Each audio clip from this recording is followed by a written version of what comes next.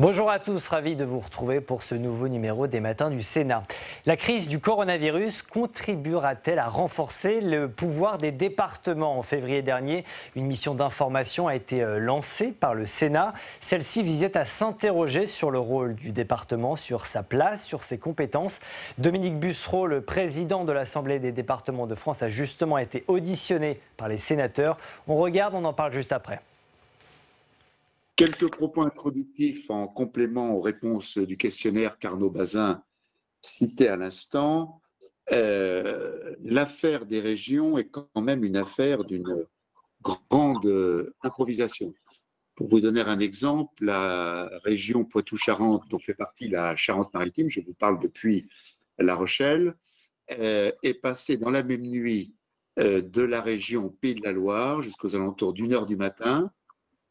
Puis, jusqu'aux alentours de 4 ou 5 heures du matin, dans les discussions élyséennes, nous étions raccrochés au Pays de la Loire, ce qui fait que notre façade est eût été le péage de Saint-Arnoux dans les Yvelines, ce qui, évidemment, pour les habitants de l'île d'Oléron ou de l'île de Ré, pouvait poser une vraie difficulté. Et puis, in fine, nous avons obtenu ce que nous souhaitions, c'est-à-dire le raccrochement à l'Aquitaine, avec laquelle nous unissent beaucoup de liens, puisque Bordeaux est notre capitale naturelle, économique, politique, médiatique, sportive, mais le Limousin, et nous en sommes ravis, nous a rejoints dans la nuit également, sans que nous en ayons été préalablement informés.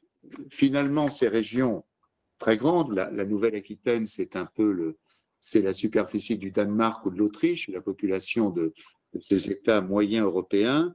Ces grandes régions, parfois trop grandes, ont permis aux départements de s'affirmer et finalement de se rapprocher entre eux. Nous avons mis en place, comme dans la plupart des régions, des réunions tous les 2 ou 3 mois, des présidents de département, même chose pour nos directeurs généraux des services, même chose pour un certain nombre de nos vice-présidents. Donc nous avons appris à travailler ensemble, non pas contre la région, mais pour avoir des positions communes dans nos discussions avec la région.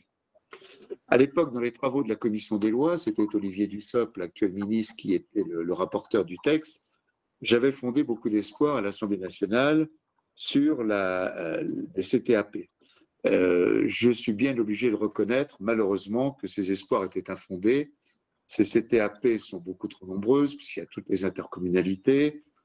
Au bout d'1 ou 2 réunions, finalement, plus personne ne vient. Et donc, ces CTAP, qui auraient pu jouer un rôle de coordination, ont malheureusement perdu en grande partie ce rôle. Enfin, pour terminer sur le début de cette aventure, la loi engagement et proximité, donc la loi du 29 décembre 2019, a finalement très peu modifié les choses. Peut-être certaines délégations de compétences entre les régions et les départements ont-elles été modulées, mais tous les amendements de bon sens du Sénat n'ont pas été acceptés à ce moment-là par le gouvernement. Nous semble que dans cette période, et le travail mené par Jean-Marie Bockel et votre délégation collectivité territoriale, le sondage que cette délégation a commandé et qui a été largement publié, montre bien que les départements ont accru leur place. Et je vous incite à lire, c'est publié ce matin dans Les Échos et dans le BQ, les extraits du rapport de l'Institut Montaigne sur la gestion des collectivités locales et la gestion de la crise par l'État, qui est également très intéressant et qui conforte un peu ce que nous pensons. Nous avons eu un moment une difficulté avec les métropoles, vous vous en souvenez, certaines métropoles voulaient absorber les départements et finalement, les unes après les autres, en partant de Lille et en terminant par Nice, ont finalement décroché et ne sont pas partis dans cette aventure. Je pense que nous pouvons tirer des conclusions pour l'avenir. Nous pouvons tirer des conclusions, mais nous y reviendrons, je ne veux pas être trop long, pour une meilleure subsidiarité. Nous pouvons tirer des conclusions de la crise sanitaire, en particulier pour les nouvelles attributions que les départements pourraient avoir en matière médico-sociale et en matière sanitaire. Et pour l'information, votre information, mesdames et messieurs les sénateurs, nous travaillons actuellement avec l'Association des maires de France et régions de France pour présenter, dans le cadre du Ségur de la santé, un certain nombre de positions communes, où nous sommes d'ailleurs arrivés d'ores et déjà. Nous sommes en train simplement de les écrire de la manière la plus claire possible. Nous voyons bien, par exemple, que la double gestion EHPAD-ARS a été mauvaise pendant cette période, comme d'ailleurs la double gestion ARS-préfet, et qu'il faut revoir complètement le système de fonctionnement des ARS, aussi bien pour la place des autres services de l'État que pour la place des collectivités. Voilà. Sinon, nous avons toute une série de mesures à proposer dans le cadre d'un nouveau texte de décentralisation. Nous espérons que le gouvernement ira plus loin que ce qui se préparait dans le cadre du texte 3D, qui nous semblait assez peu efficient, en tout cas assez peu novateur. Et donc, nous préparons, en liaison avec le Sénat, puisque le président du Sénat, votre commission des lois, votre délégation collectivité territoriale travaillent sur un certain nombre de propositions. Donc, nous aurons l'occasion, maire de France, région de France et département de France, de présenter dans la première quinzaine de juillet, en lien avec le travail du Sénat, des propositions très fortes pour une nouvelle décentralisation, tenant compte des inconvénients de l'actuel, tels que j'ai essayé de vous les résumer en quelques mots. Voilà, je ne veux pas être plus long, Monsieur le Président, Mesdames et Messieurs les sénateurs, chers collègues, sur cette première intervention. Merci beaucoup, Monsieur le Président. En effet, d'avoir tracé ce cadre. Est-ce que Philippe Pichery souhaite intervenir maintenant ou dans les réponses par la suite?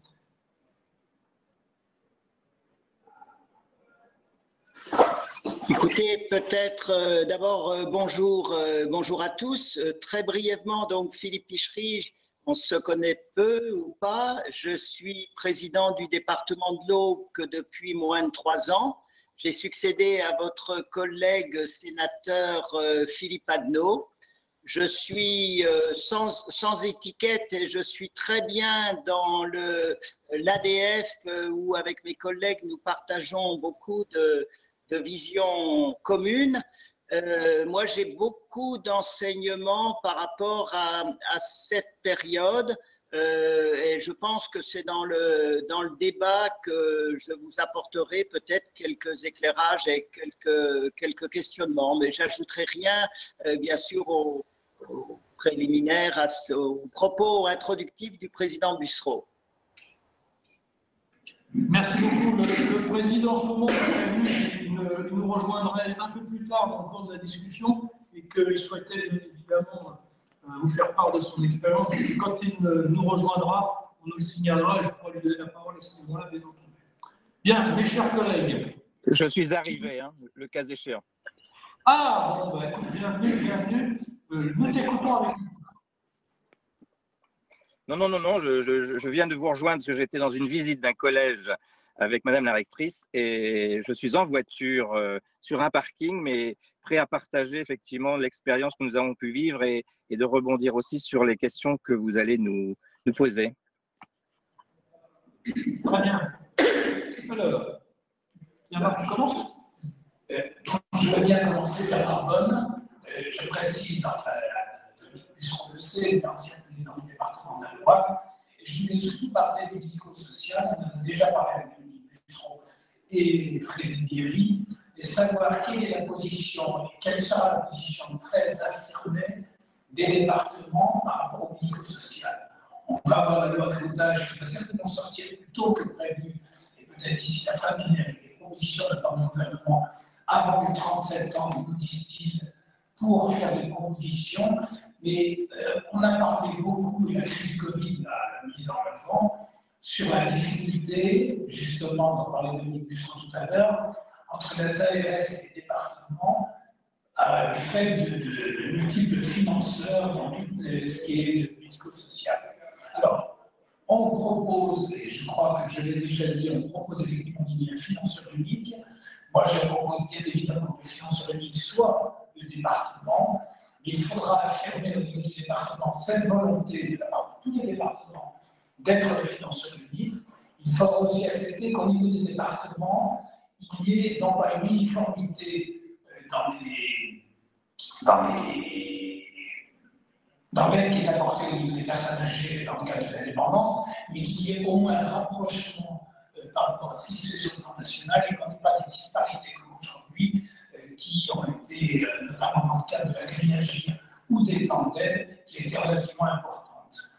Il faudra en tout cas se positionner rapidement parce que les propositions donc, se feront dans le cadre de cette loi et que ce soit au niveau du domicile comme au niveau des structures type EHPAD, voire des résidences autonomie. Donc je voulais savoir quelle était la position de Dominique Bussereau et de l'ensemble des départements.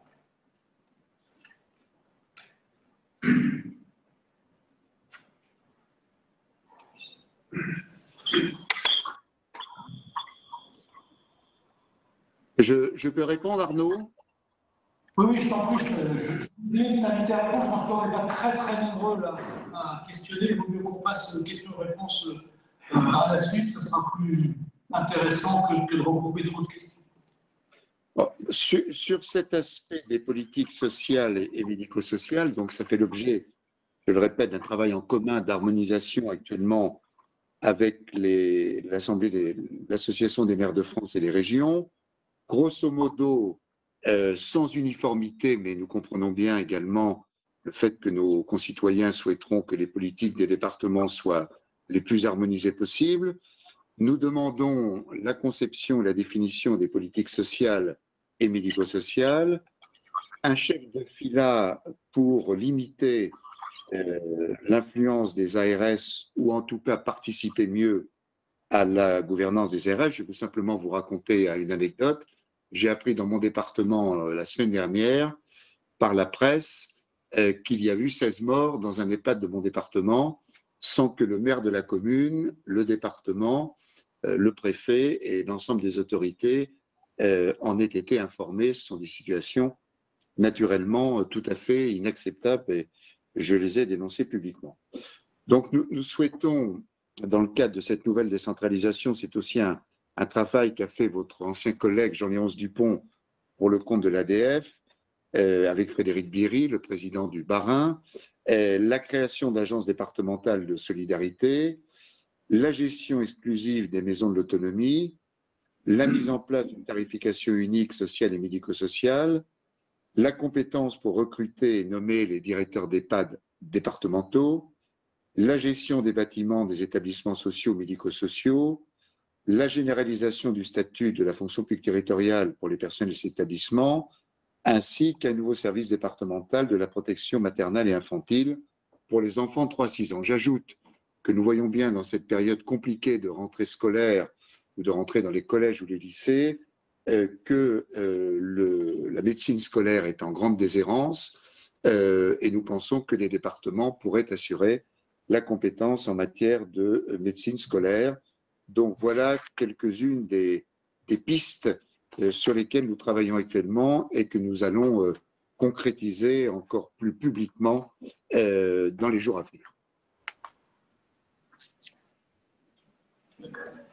Et merci pour cette réponse pleine de détermination. Oui, bien. Pour Dominique Bussereau, je voulais juste préciser quel rôle pensait-il donner éventuellement à la CNSA au niveau des départements? Puisque j'ai lu l'autre jour le compte rendu, je faisais partie du conseil, j'ai lu que la CNSA envisageait, ou certains envisageaient, de proposer une intervention départementale de la part de la CNSA sur tout le médico-social. Qu'est-ce qu'en pense Dominique Bussereau? Pour l'instant, Monsieur le Sénateur, nous travaillons en parfaite harmonie avec Marianne Monchamp, mais nous serons amenés sur ce point à regarder les choses ensemble. Je ne peux pas, pour l'instant, rentrer plus dans le vif du sujet, mais il n'y a pas de compétition entre la CNSA et les départements, en tout cas dans la réflexion que nous menons actuellement. Didier Rambaud. Merci, Président. Dominique Bussereau, bonjour. Didier Rambaud, sénateur de Josère. Je souhaitais vous interroger sur la relation métropole-département. Vous l'avez rapidement abordé. Je veux d'ailleurs sous-entendre optimiste dans votre introduction. J'ai la faiblesse de penser que dans le mandat qui est en train de démarrer, que les métropoles vont sûrement monter en puissance et vouloir prendre les compétences des départements. J'en vois les conséquences dans un département comme le mien, l'Isère, où la métropole grenobloise est située géographiquement au centre du département et et que donc le département deviendrait, si c'était le cas, une espèce de patchwork avec des moyens financiers dilués et perdrait de son efficacité par rapport à sa mission de solidarité à la fois sociale et aussi territoriale. Je vous remercie. Dominique ? Oui, pour répondre à cette question, il y a eu en effet un moment une tentation des métropoles d'absorber nos compétences. Ce qui nous posait problème, c'est qu'on est allé trop loin. Ça, c'est un avis personnel, à mes yeux, dans la définition des métropoles. Pour prendre l'exemple de la région Centre-Val de Loire, on trouve Tours et Orléans, mais si le débat parlementaire aurait duré plus longtemps, on aurait trouvé Amboise, Châteauroux, Loches, un certain nombre de petites villes dans les métropoles. Donc nous pensons que les métropoles ont toute leur utilité sur le plan économique, mais que l'organisation actuelle des pouvoirs est correcte. Alors après, il y a des cas particuliers, il y a la coexistence autour de Lyon du département du Rhône sur un nouveau périmètre et de la métropole lyonnaise qui a les compétences d'un département. La métropole lyonnaise fait d'ailleurs partie de l'ADF. Il y a le cas particulier de Paris, qui est à la fois une ville et un département. On peut bien sûr améliorer les liens entre métropole et département. Pour l'instant, les seuls problèmes qui ont existé se sont produits à Dijon, entre votre collègue, entre le maire de Dijon et le président du département de Côte-d'Or, François Sauvadet. Mais pour l'instant, le débat métropole n'a pas été réouvert par le département et par le gouvernement, pardon. Et quand le gouvernement l'a abordé, tout le monde s'étant retiré à pas compter. Au départ, tout le monde est enthousiaste. Lille s'est retirée, puis ensuite Nantes, puis ensuite Bordeaux, puis ensuite Marseille, puis ensuite Nice, puis ensuite Toulouse, où les affrontements ont été assez violents, en tout cas sur le plan vocal. Je pense que le problème ne se pose plus et qu'on attend vraiment des métropoles leur rôle économique et leur rôle d'aménagement du territoire, mais que personne, en réalité, n'a eu envie de prendre la compétence sociale. Quand les métropoles ont vu ce qui manque au département et ce qui va manquer encore plus dans la crise actuelle, pour payer le RSA, pour payer l'APA pour les personnes âgées, pour payer la prestation de compensation du handicap, en regardant les choses de plus près, un grand nombre de responsables métropolitains se sont dit qu'ils n'étaient pas finalement spécialement demandeurs de récupérer nos compétences en matière de solidarité sociale. Et quant à la solidarité territoriale, on voit bien que si dans des territoires qui entourent les grandes métropoles, il n'y a pas le département avec les intercommunalités pour assurer une solidarité territoriale, ça peut être mortifère pour les plus petites communes. Donc, ce débat a eu lieu, il a été tranché par le chef de l'État et par le gouvernement. Pour l'instant, il n'est pas réouvert, mais naturellement, puisque les nouvelles autorités métropolitaines vont être élues au mois de juillet dans l'ensemble des territoires, peut-être que certains nouveaux patrons de métropole ou leurs exécutifs auront envie de le réouvrir et nous serons évidemment très attentifs au maintien de la situation actuelle, non pas par conservatisme, mais parce que nous pensons qu'il y a une différenciation des rôles qui nous paraît plutôt saine dans l'état actuel des choses. Madame le rapporteur. Bien, merci Monsieur le Président. Je suis vraiment sincèrement désolée pour le retard. J'aurais envie de vous dire qu'une partie de mon retard est, en tout cas, non pas justifiée, mais liée à ce que vous venez d'évoquer, à la salade lyonnaise qui est en train de se passer sur effectivement les rapports entre la ville, la métropole et le département et la région. J'aurais bien évidemment plusieurs questions. Peut-être j'ai entendu ce que vous venez de dire, notamment sur le rapport entre un certain nombre de devenir, en tout cas, un certain nombre de départements avec les métropoles là où elles existent, là où elles auraient peut-être pu exister, comme vous disiez, si justement avec un brin d'humour, si les discussions avaient duré plus longtemps à l'époque. Elles n'ont pas duré plus longtemps, donc nous en sommes là.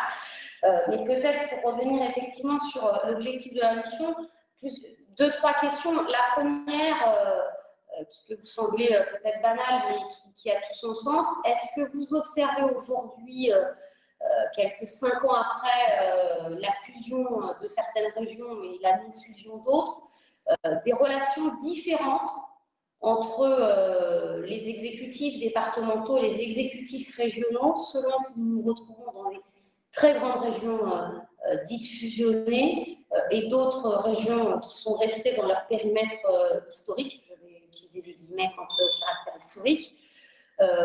Donc ça, c'est la première question. La deuxième question qui, bien évidemment, en découle, c'est est-ce que ces relations département-région qui ont évolué sont plus liées à des problématiques de compétences, des transferts de compétences, certains vont dire des clarifications de compétences, d'autres des fléchages de compétences. Je ne vais pas prendre parti ici dans ce débat, même si en tant que sénatrice déjà à l'époque, j'ai donné mon avis, mais voilà, est-ce que finalement des relations parfois qui peuvent être difficiles entre les exécutifs départementaux et les exécutifs régionaux sont plus liées aux conséquences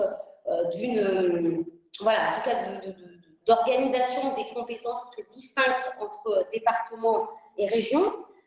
Est-ce que ces difficultés, parce que nous faisons toutes et tous de la politique ici, se retrouvent indépendamment de couleurs politiques plus ou moins, nous dirons comme ça, similaires entre exécutifs départementaux et régionaux, et là encore, quels que soient les cas de figure évoqués? Puis j'aurais une dernière question, je m'en excuse, je vous en ai déjà posé beaucoup, qui est quand même voilà, sur cette après-crise, où tout le monde parle aujourd'hui du besoin de solidarité, où d'ailleurs, compris pendant plus de 8 semaines, les médias ont valorisé les différentes initiatives de solidarité des Françaises et des Français.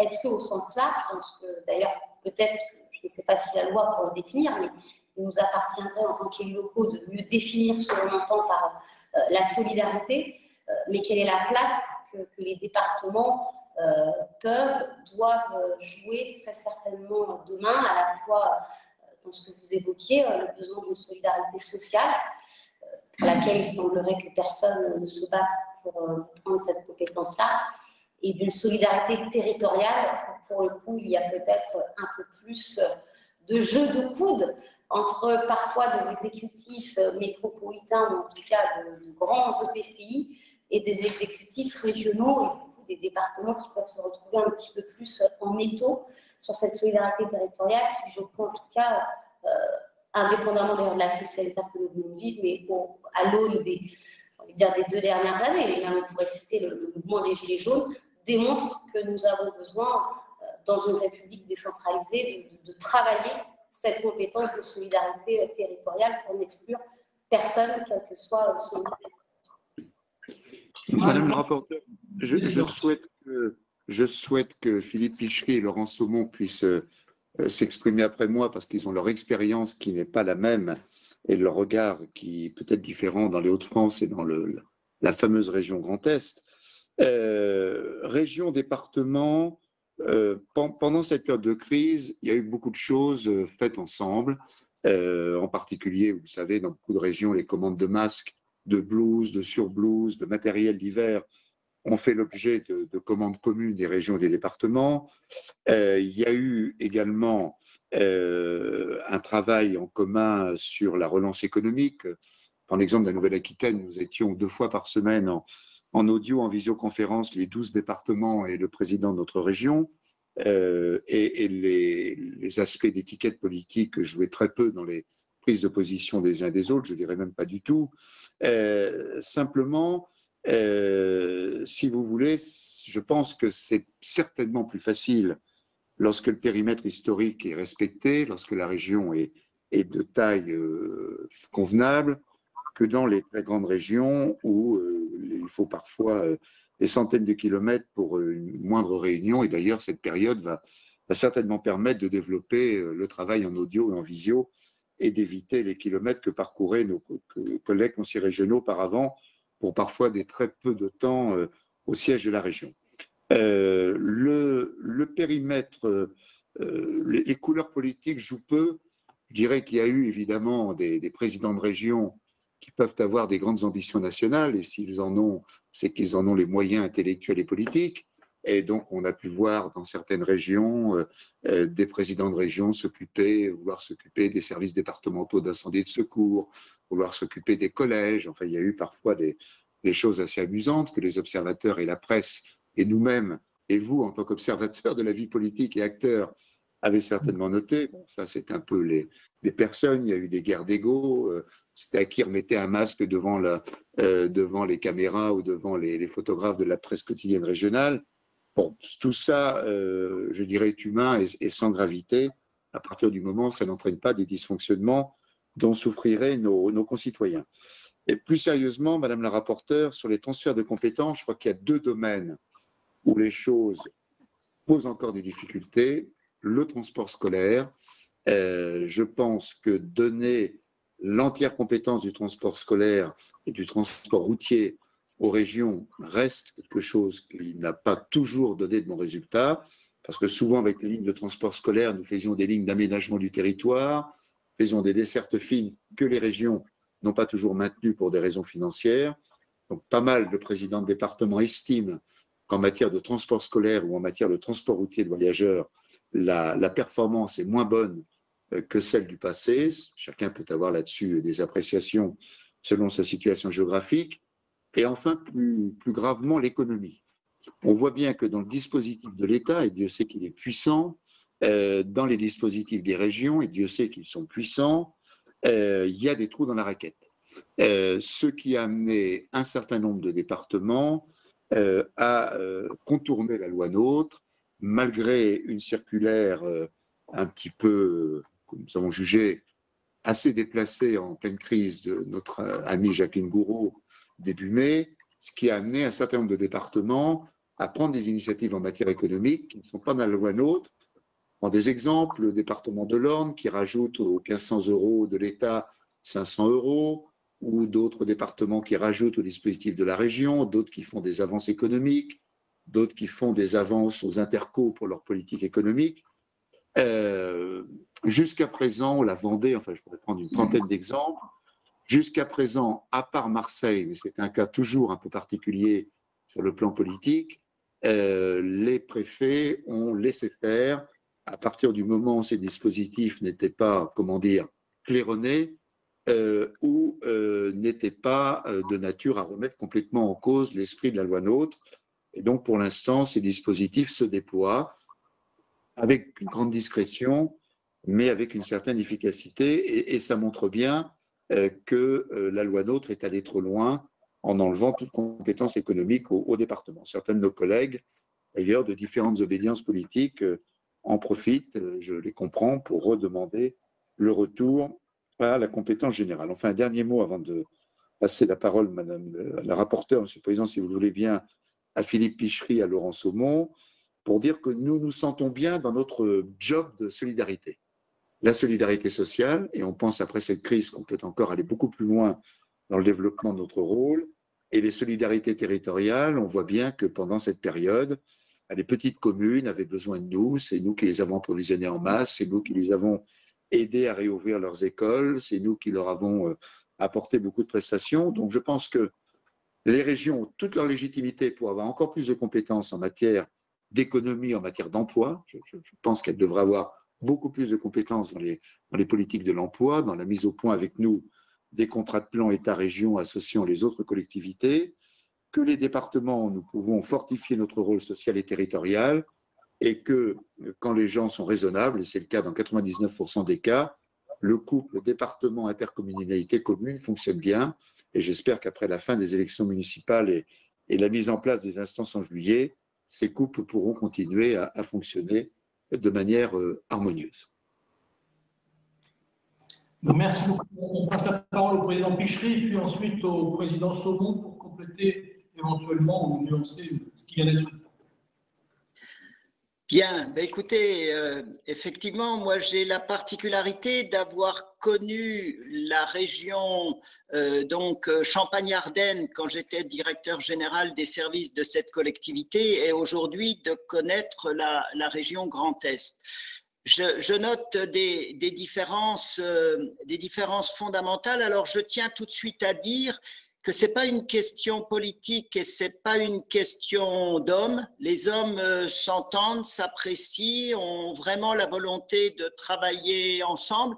Et d'ailleurs, à l'époque, le département de l'Aube était politiquement différent de la région Champagne-Ardenne, alors qu'aujourd'hui, au contraire, il y a une harmonie avec la région Grand Est. Mais il est incontestable que ces grandes régions, par la distance, ont induit une réalité qui fait que finalement, j'ai un peu le sentiment qu'on vit sa vie un peu chacun de son côté et qu'il y a bien des sujets sur lesquels on aurait matière à échanger, à avancer ensemble.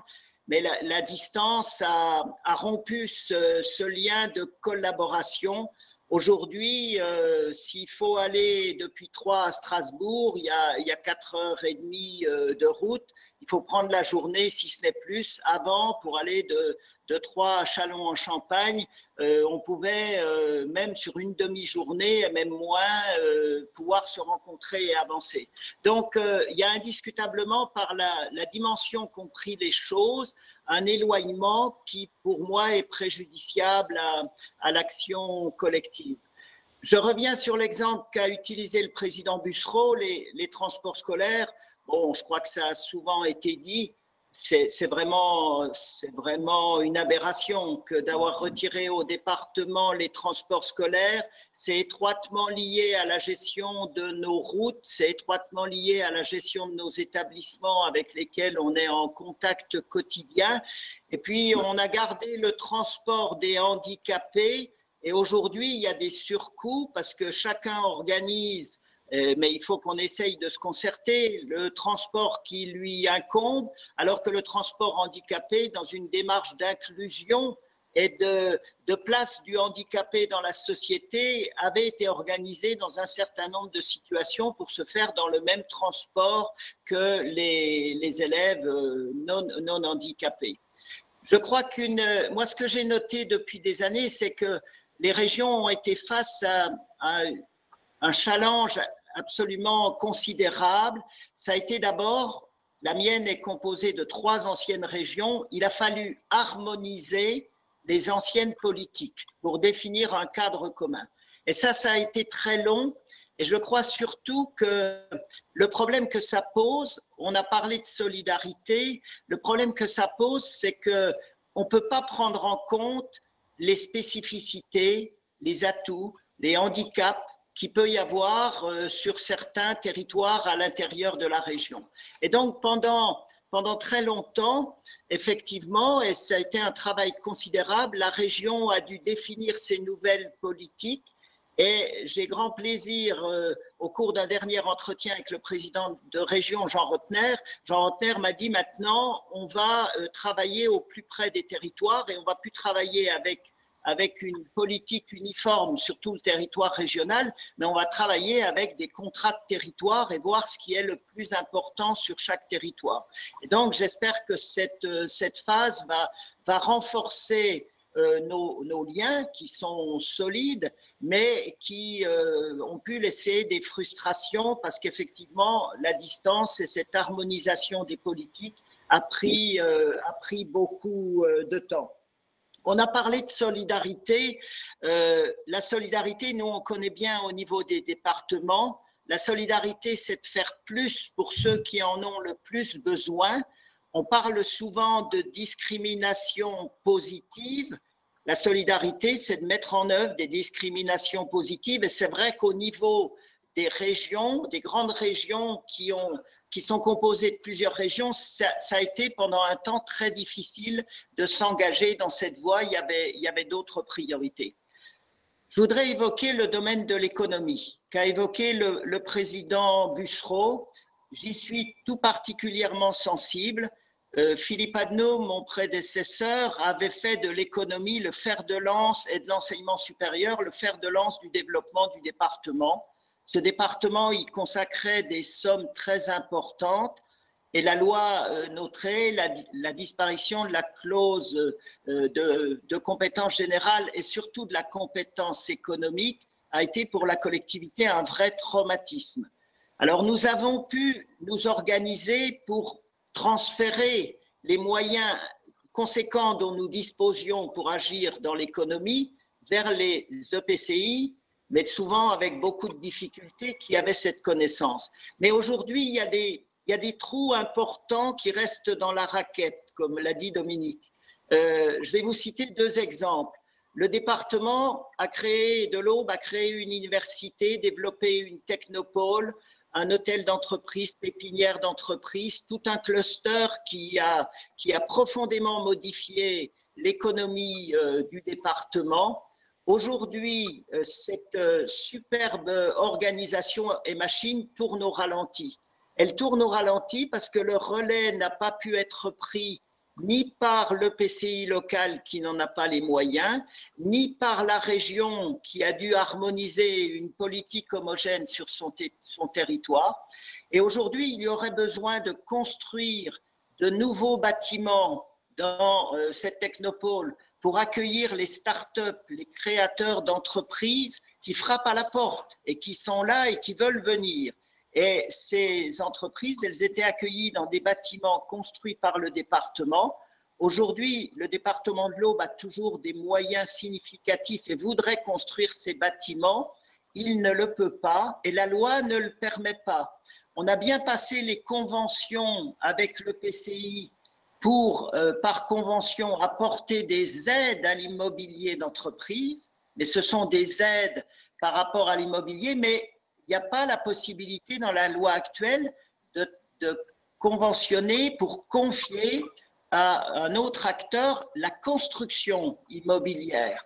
Et donc, on est bloqué et c'est dramatique parce qu'il y avait une superbe dynamique qui s'est arrêtée. Ce sont des centaines d'emplois, je le dis avec beaucoup de conviction, ce sont des centaines d'emplois qui devaient être créés et qui ne sont pas créés. Autre cas, on a des EPCI qui sont de petite taille, qui ont peu de moyens. On a eu un cas où une belle entreprise venait s'installer. Dans le cadre de l'installation, il fallait une garantie qui correspondait pour l'EPCI à un montant qui n'était pas compatible avec ses moyens, qui pour le département était une garantie tout à fait facile à apporter et que le département pouvait apporter. La loi d'aujourd'hui ne le permet pas. Moi, ce que je pense et ce que je vis, c'est qu'il nous faut retrouver des souplesses. Comme l'a dit Dominique Bussereau, je crois que ce ne sera pas le grand soir du retour de la clause de compétence générale, même si ça aurait du sens, mais j'ai l'habitude de dire que c'est devenu un sujet tabou. Donc, essayons d'être efficaces. Mais il faut, je crois, trouver le chemin pour qu'effectivement, en matière d'intervention économique de proximité, les départements comme celui de l'Aube, qui ont les moyens, qui ont les compétences, puissent avancer. Je vais vous dire pour terminer une chose que tout le monde sait ici dans l'Aube. Le département de l'Aube n'a plus la compétence économique. Et pourtant, c'est de très très loin, aujourd'hui encore, l'acteur majeur du développement économique local. Pour une raison très simple, c'est qu'il est toujours propriétaire de tous les terrains de zones industrielles sur lesquels les entreprises nouvelles se créent et qu'il est toujours propriétaire d'un patrimoine immobilier très conséquent qu'il met à disposition de ces entreprises. Pour la petite histoire, à l'origine, sur les locations de ce patrimoine, les services de l'État, la préfète de région avait attaqué plusieurs délibérations du département au tribunal administratif. Le tribunal administratif a débouté l'État en disant qu'il n'y avait pas d'investissement nouveau, c'était de la gestion de patrimoine en bon père de famille. Et on est dans cette situation où aujourd'hui, toutes les implantations nouvelles qui se font ne se font que grâce à l'action passée du département.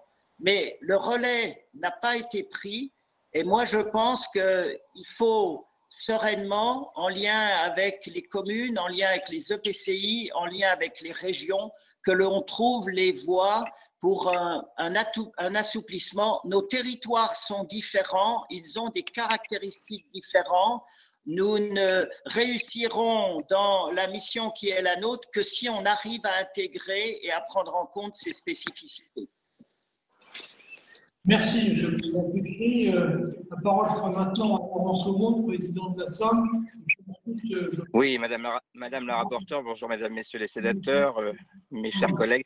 Juste quelques mots, dire tout à fait que je partage complètement ce qu'a dit Dominique Bussereau par rapport effectivement aux relations département-région. Quoi qu'il y ait de grandes différences en fonction effectivement des régions, soit qu'elles ont été fusionnées ou pas fusionnées entre différentes régions précédentes.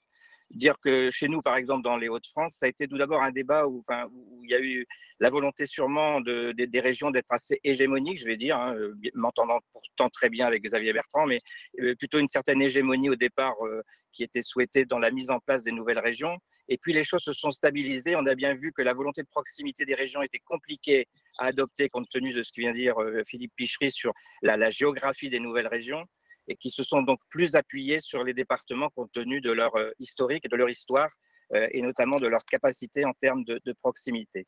Deuxième point, je voudrais dire, c'est qu'en matière de chef de fila, encore faudrait-il que l'on applique le chef de fila dans tous les domaines et qu'on reconnaisse véritablement, comme l'a dit le président Bussereau, ce qu'est le chef de fila. Si le chef de fila des solidarités sociales, c'est le département, eh bien, il doit être le chef de file et il doit décider, bien sûr, avec le respect des lois que décide le gouvernement, de pouvoir être le maître du jeu, si je puis dire, sur son territoire départemental. Ce qui n'est pas toujours le cas, puisqu'il y a, et ça a été dit notamment dans le cadre des métropoles, il n'y a pas forcément la volonté des métropoles de vouloir prendre tout le côté social de la solidarité sociale. Pour autant, il y a des escarmouches, en tout cas des volontés ici ou là, pas forcément des métropoles, mais parfois de comme d'agglo, j'en ai une en particulier chez moi, qui a des velléités au travers leur CCAS de vouloir reprendre un peu main sur un certain nombre de politiques sociales qui sont pourtant de la compétence, j'allais dire pas régalienne, du conseil départemental. Donc il y a vraiment nécessité à repréciser ce qu'est le chef de fila. À ce point de vue, d'ailleurs, comme le disait le président Bussereau, le chef de fila en matière économique est bien reconnu à la région. Et donc, on voit bien qu'il a décidé, sur un certain nombre de points, je pense pour les Hauts-de-France, de solliciter les départements sur des compétences qui ne sont pas les siennes et pour lesquelles l'État n'a pas eu à revenir. Je vais en citer un qui est naturellement très emblématique, c'est la réalisation du canal Seine-Nord-Europe. C'est des transports, et ce fameux canal Seine-Nord-Europe, dont on parle depuis des dizaines et des dizaines d'années, a enfin trouvé une conclusion, sous réserve que les départements, qui n'ont pourtant pas la compétence transport, eh bien, viennent mettre la main à la poche et viennent financer ce projet. C'est donc bien la preuve que je ne veux pas non plus revenir sur la clause de compétence générale. Je pense que ce n'est pas forcément un débat qu'il faut remettre sur la table. Effectivement, ça ne sera pas le grand soir.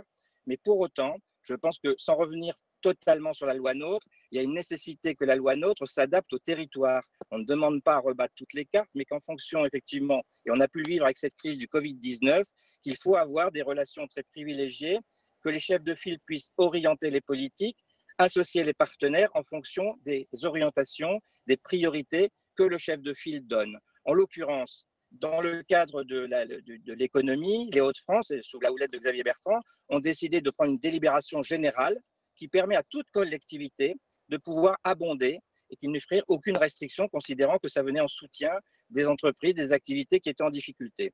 Là où le bas blesse, je dirais que c'est en l'occurrence dans la discussion qu'on peut avoir entre départements et régions, en tout cas pour celles que je vis au quotidien, c'est les CTAP. Les conférences territoriales de l'action publique sur les compétences partagées, en tout cas chez nous, ne sont aujourd'hui pas définies. Et quand on nous dit, alors qu'on est en responsabilité de compétences partagées telles le tourisme, l'agriculture, le sport, de ne pas pouvoir aider notamment un pan de l'économie qui est toute l'hôtellerie, la restauration, en particulier la restauration, et où on ne pourrait pas intervenir parce qu'on n'a pas la compétence économique, ça paraît un petit peu désuet et surtout, ça va naturellement beaucoup pénaliser les entreprises qui sont affectées.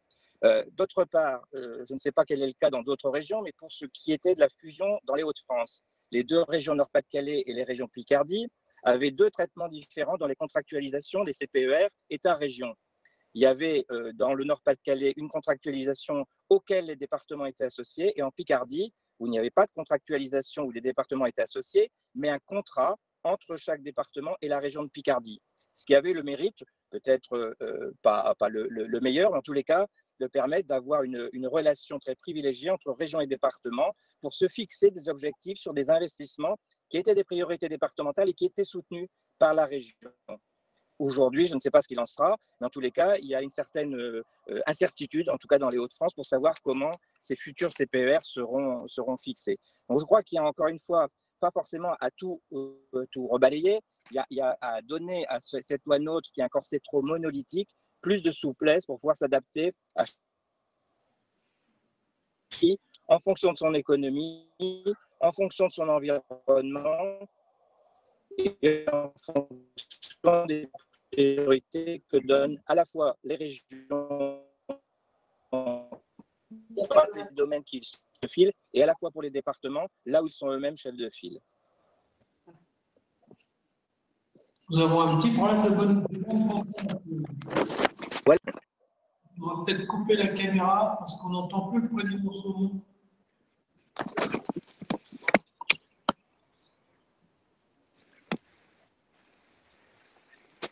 J'avais terminé, je ne sais pas si vous avez tout entendu, mais en tout cas, j'avais terminé.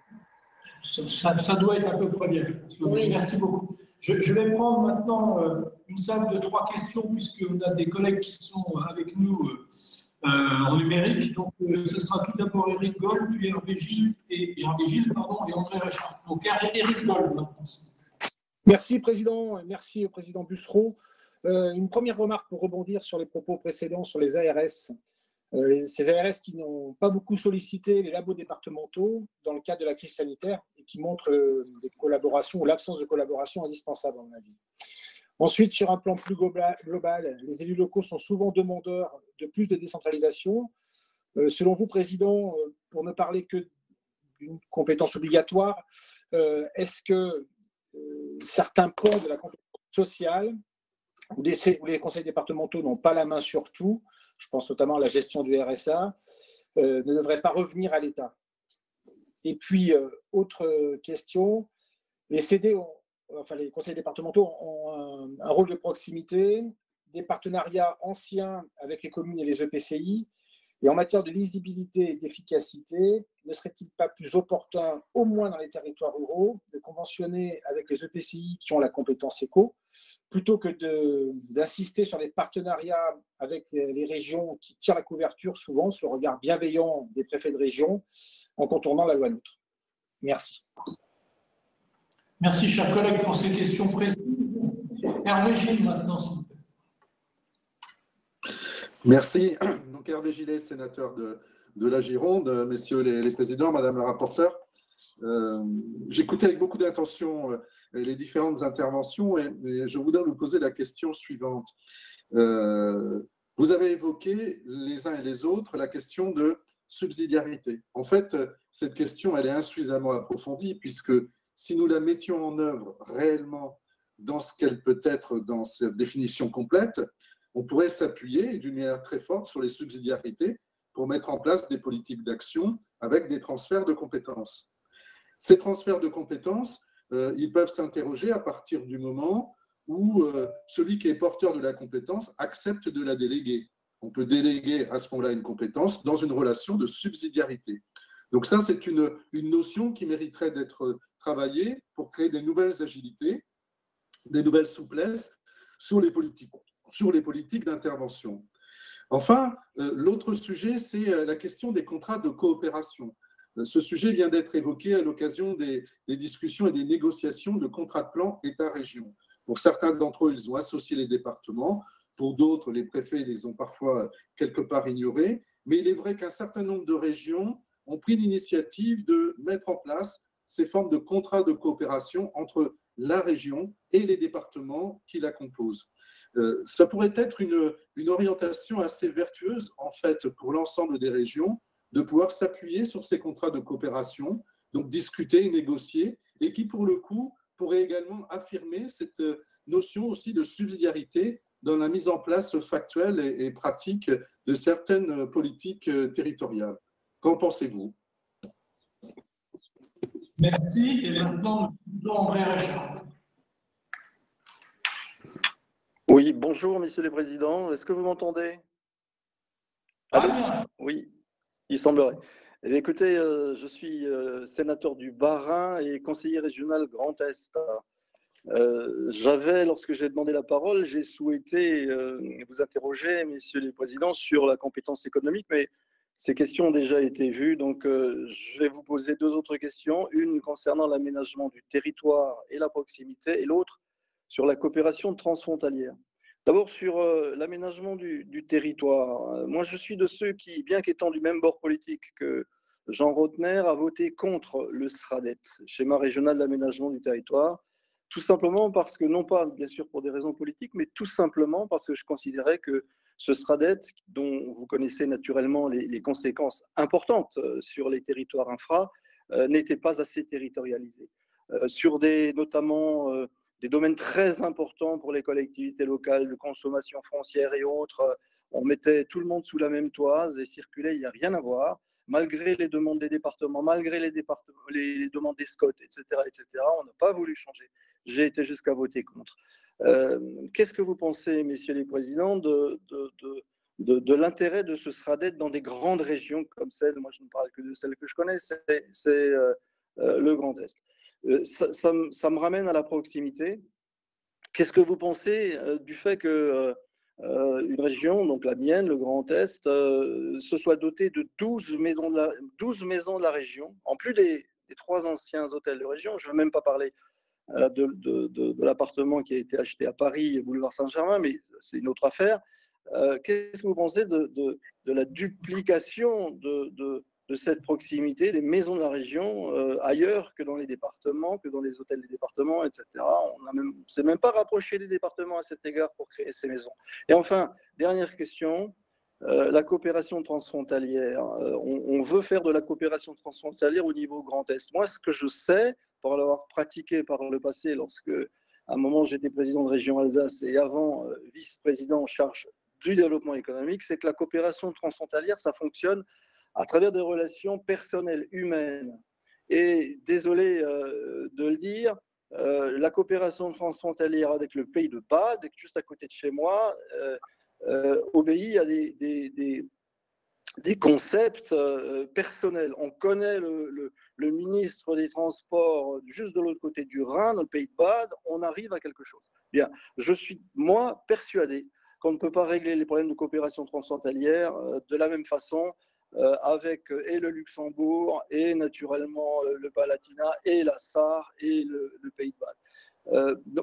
Vraiment, moi, je milite pour, ça va vous faire plaisir, messieurs, une territorialisation, voire je vais le dire comme ça, une territorialisation départementale dans les régions, les grandes régions fusionnées. Sinon, ça n'a pas de sens. Et je pense que nous allons très franchement être sanctionnés aux prochaines élections régionales. En Alsace, c'est sûr, à travers les sondages. Ailleurs, d'après ce que dit la presse quotidienne régionale, il semblerait que les populations tant lorraines que champardonnaises ne sont pas plus convaincues que les Alsaciens par cette nouvelle grande région. Merci de vos réponses. Merci. Alors, je vais laisser le soin au président Bussereau de répartir ce stock de questions entre lui-même et ses collègues en fonction de ses souhaits. Dominique. Je vais aller très vite sur la série de questions pour permettre à Philippe et à Laurent de donner leurs sentiments. Éric Gold a parlé des labos départementaux. C'est quelque chose d'assez significatif. On s'est battu auprès d'Olivier Véran pour dire que nos labos départementaux, interdépartementaux, qui font du vétérinaire, de l'analyse des eaux, des repas, etc., pouvaient être utiles. Il a fallu une longue bagarre pour qu'on les mette en service, un arbitrage au plus haut niveau de l'État, pour que les labos départementaux soient associés aux campagnes de dépistage. Et après, on a souvent vu les ARS faire en sorte de ne pas les utiliser ou pas assez. Et parfois, ils sont restés un petit peu avec leurs armes, leurs équipes, sans pouvoir intervenir. Sur le RSA, c'est un débat chez nous. Ce n'est pas un débat droite-gauche. D'ailleurs, il y a des présidents de sensibilité de gauche, d'autres de droite qui sont favorables à la recentralisation du RSA, non pas des politiques d'insertion. Je parle de l'aspect versement, d'autres qui ne le sont pas. De toute façon, nous avons dit au gouvernement qu'il fallait ouvrir un débat sur le RSA, parce que comme nous avons une montée en puissance très forte des chiffres du RSA depuis le mois de mars, avril, nous commençons à voir les chiffres de mai qui ne sont pas bons dans tous les départements. Alors, il y a certes le fait qu'on n'a pas les mêmes méthodes de contrôle que d'habitude, il y a peut-être un aspect un peu arithmétique, mais il faut remettre sur la table le problème du financement du RSA. Quant aux conventions, Éric Gold, avec les EPCI plutôt qu'avec les régions, le problème pour l'action économique, c'est que parfois les EPCI n'ont pas les équipes. C'est pareil d'ailleurs par rapport à la loi de Mme Borne sur les mobilités. On dit aux EPCI, faites du transport local. S'ils n'ont pas les équipes, est-ce que la région Nouvelle-Aquitaine, qu'on connaît bien, Hervé Gillet et moi, va aller s'occuper de monter un petit système de transport à Felletin dans la Creuse pour une communauté de communes qui n'a pas les moyens techniques. Donc souvent, le problème avec les EPCI pour l'action économique, c'est que les petits EPCI, ceux qui ont été regroupés par la voie préfectorale, n'ont parfois pas les moyens d'agir dans ces domaines des transports comme dans les domaines de l'action économique. Sur les questions d'Hervé Gillet sur la subsidiarité, on peut en effet aller beaucoup plus loin dans les délégations de compétences. Dans la région à laquelle nous appartenons, lui et moi, on a fait des conventions très claires pour la forêt, l'agriculture, la conquidiculture, bien d'autres domaines. On peut aller plus loin. Quant au CPER, le souhait des départements, c'est d'être autour de la table. J'ai eu la chance d'avoir Mme Borne comme préfète de région à l'époque. Quand on a fait le contrat de plan qui a été signé par Manuel Valls, les départements et les communautés d'agglo étaient autour de la table. Ça a permis d'avoir des financements très préparés, très élaborés, et c'est mieux que de se tourner ensuite vers les départements une fois que les décisions étaient prises au niveau régional. Sur l'aménagement du territoire, moi je suis assez, peu optimiste sur les SRADET. Je trouve que ce sont des grands machins. Je ne suis pas sûr de leur efficacité réelle sur le terrain. Sur les maisons de région, moi je trouve mieux quand la maison de la région se situe au siège du département. On a souvent eu besoin d'héberger des services de la région pour les transports. On a essayé de le faire dans des locaux déjà départementaux plutôt que d'obliger les régions à créer leurs propres implantations. Et quant aux relations transfrontalières, Patricia Schillinger ou André Reichart le savent bien, c'est quand même dans le Grand Est, les relations avec le Bade-Württemberg, avec le Luxembourg, de Patrick Vaeten, de Brigitte Klinker, de Frédéric Biry ou de tel, qui ont facilité les opérations de transfert et de l'aide que nous ont apporté nos voisins européens dans cette période. Donc c'est vrai que plus la coopération transfrontalière se fait de personne à personne avec des gens qui ont l'habitude de travailler entre eux, qui se connaissent, qui parlent les langues respectives de l'un et de l'autre, c'est parfois plus facile qu'au niveau d'une très grande région. Mais moi, c'est différent, parce qu'en Nouvelle-Aquitaine, nous n'avons que l'Espagne, tandis que vous avez dans le Grand Est, évidemment, toute une série d'interlocuteurs très différents et des pays également très différents. Merci beaucoup, Président Bussereau. Président Philippe Pichery, maintenant peut-être? Bien volontiers. Sur la première intervention, alors d'abord ce que je veux dire, mais ça a été une des grandes caractéristiques de cette période de crise, c'est que les modalités de coopération ont pu être très différentes d'un territoire à un autre selon les personnes en présence, selon la façon dont elles œuvrent, dont elles ont la volonté d'œuvrer ensemble.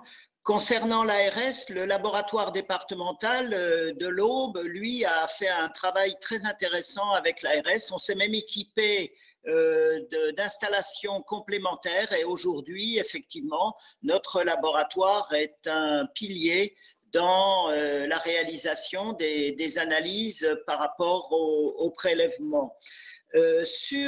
Sur la proximité et le conventionnement avec les EPCI. Alors, il me semble que la question se pose un peu différemment. Pour ma part, j'ai conventionné à la fois avec des EPCI, avec 3 Champagne Métropole, pour continuer à apporter des aides à l'immobilier d'entreprise, des bonifications de loyer sur les entreprises accueillies sur la technopole de l'Aube. Et j'ai conventionné avec la région sur un fonds complémentaire avec l'État, le fonds résistance, dans le cadre effectivement de la situation Covid.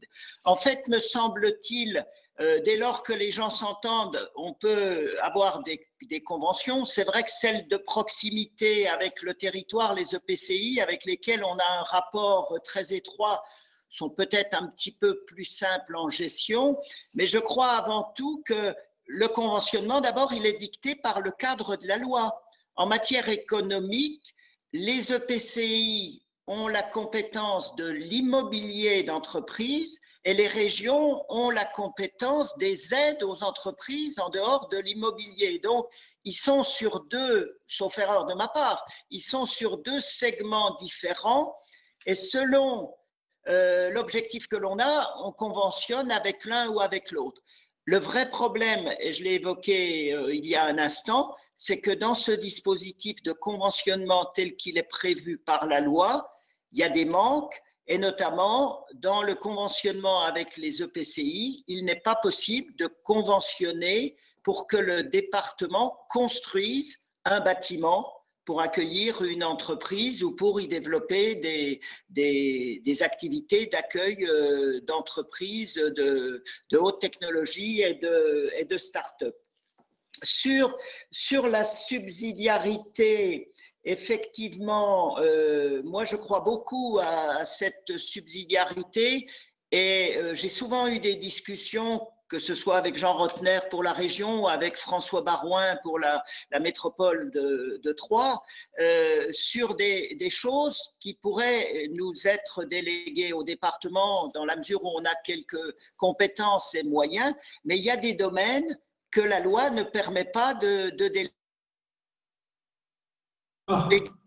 Donc, pour rebondir sur la question, je crois qu'effectivement, des contrats de coopération, ça me semble être tout à fait dans l'esprit de travail en commun de nos différents niveaux de collectivité. Ça me semble être vraiment la bonne idée pour tenir compte des spécificités de chaque territoire, mais encore faut-il que la loi le permette. Parce que Dominique Bussereau l'a évoqué, je crois que la situation actuelle dans la crise où effectivement on a bien senti que l'autorité d'État fait preuve d'une grande clémence par rapport à un certain nombre de décisions et ne poursuit pas sur le fondement de la seule légalité parce que c'est l'intérêt de tous, mais c'est quand même une situation qui n'est pas satisfaisante. Je crois qu'il y a quand même derrière cette situation et il y a quand même un risque que courent nos collectivités parce que si un seul administré, lui, venait à contester ce type de délibération, il aurait gain de cause.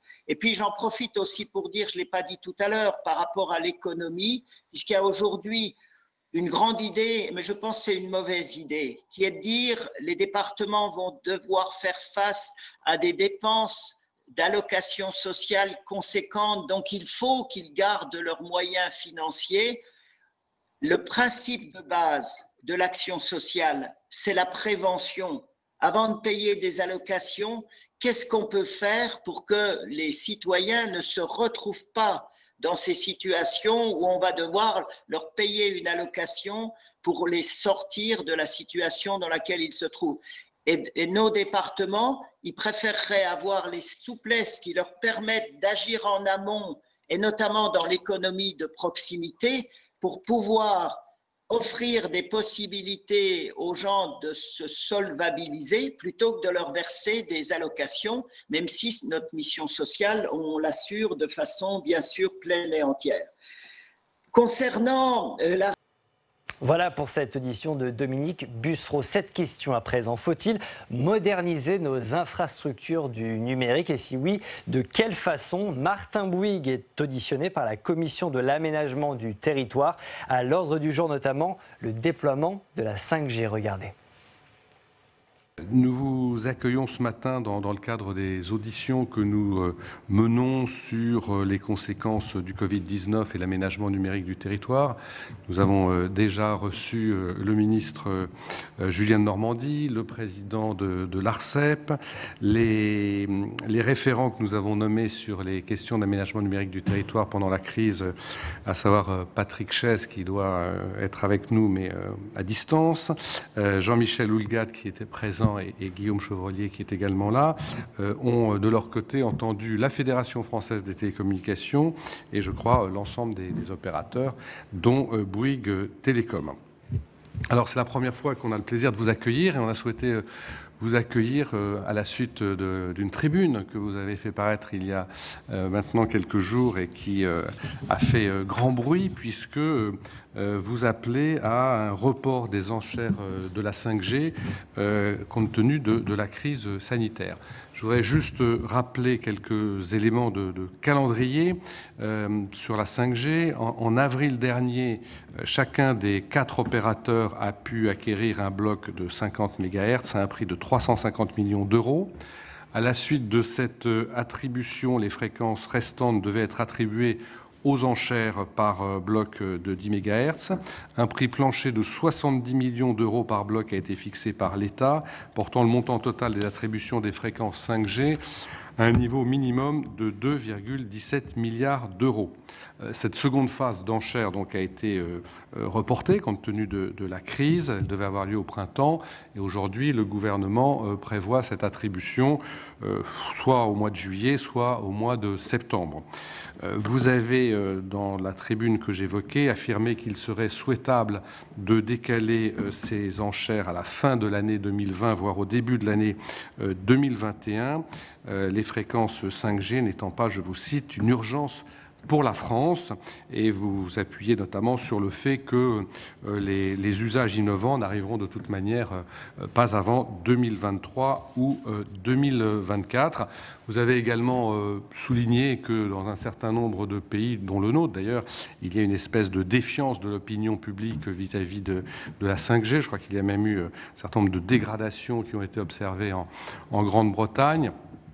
Il y a effectivement, et on en parle de plus en plus, un impact de la 5G qui est souligné aussi bien sur le plan sanitaire, sur le plan environnemental, et je ne doute pas que M. Houllegatte et M. Chevrollier en parleront puisqu'ils sont rapporteurs de la mission d'information sur l'empreinte environnementale du numérique, et aussi des questions qui se posent sur la question de la souveraineté.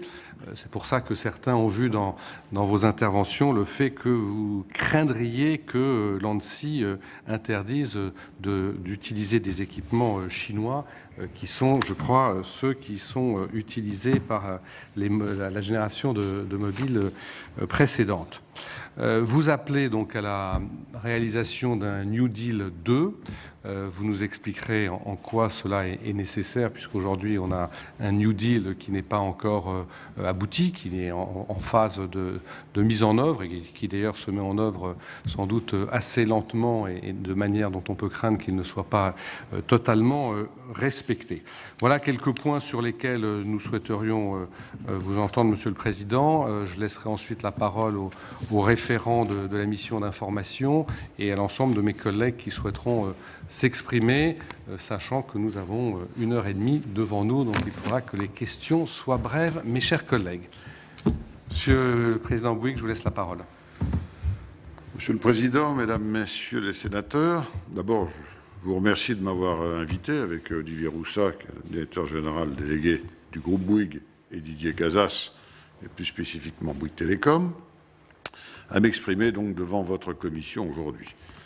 Je le fais à un moment particulier puisque le pays se relève avec difficulté de cette terrible crise du Covid-19. Les conséquences sur l'économie sont évidemment très importantes et je le crains, on n'a pas fini encore de tout voir.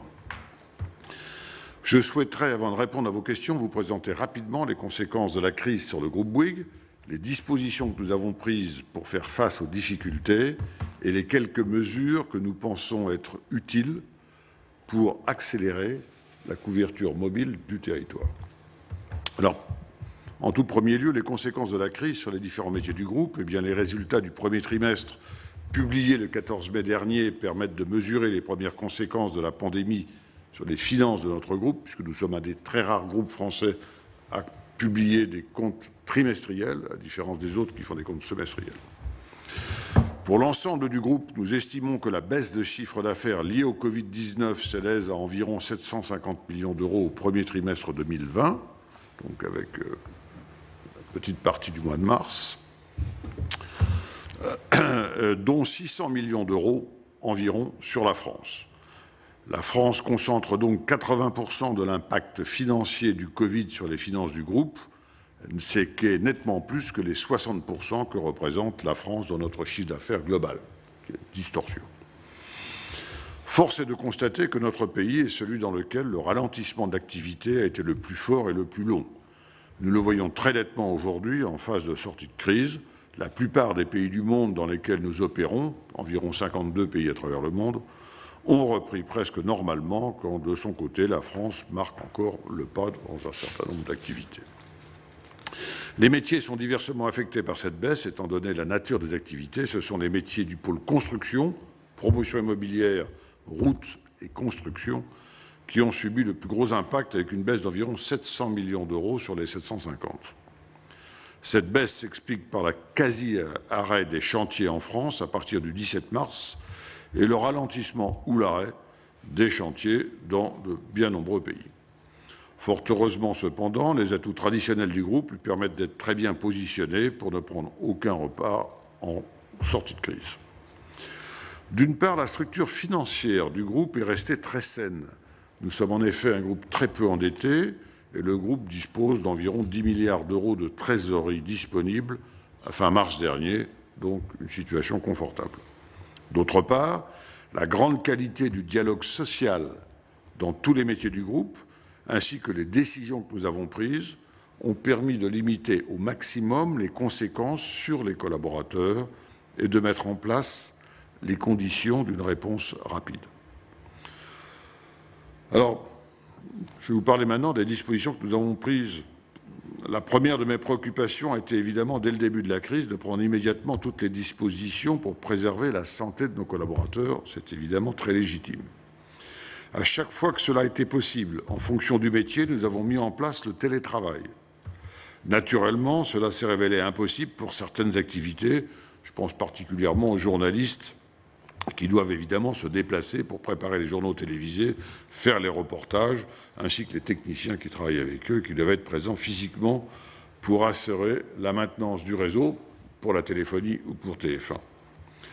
Pour tous et cela et pour tous les collaborateurs qui, depuis quelques jours, reviennent progressivement sur le lieu de travail, nous avons préparé des procédures sanitaires très complètes, parfois complexes, et mis à disposition gel hydroalcoolique, masques, thermomètres, etc.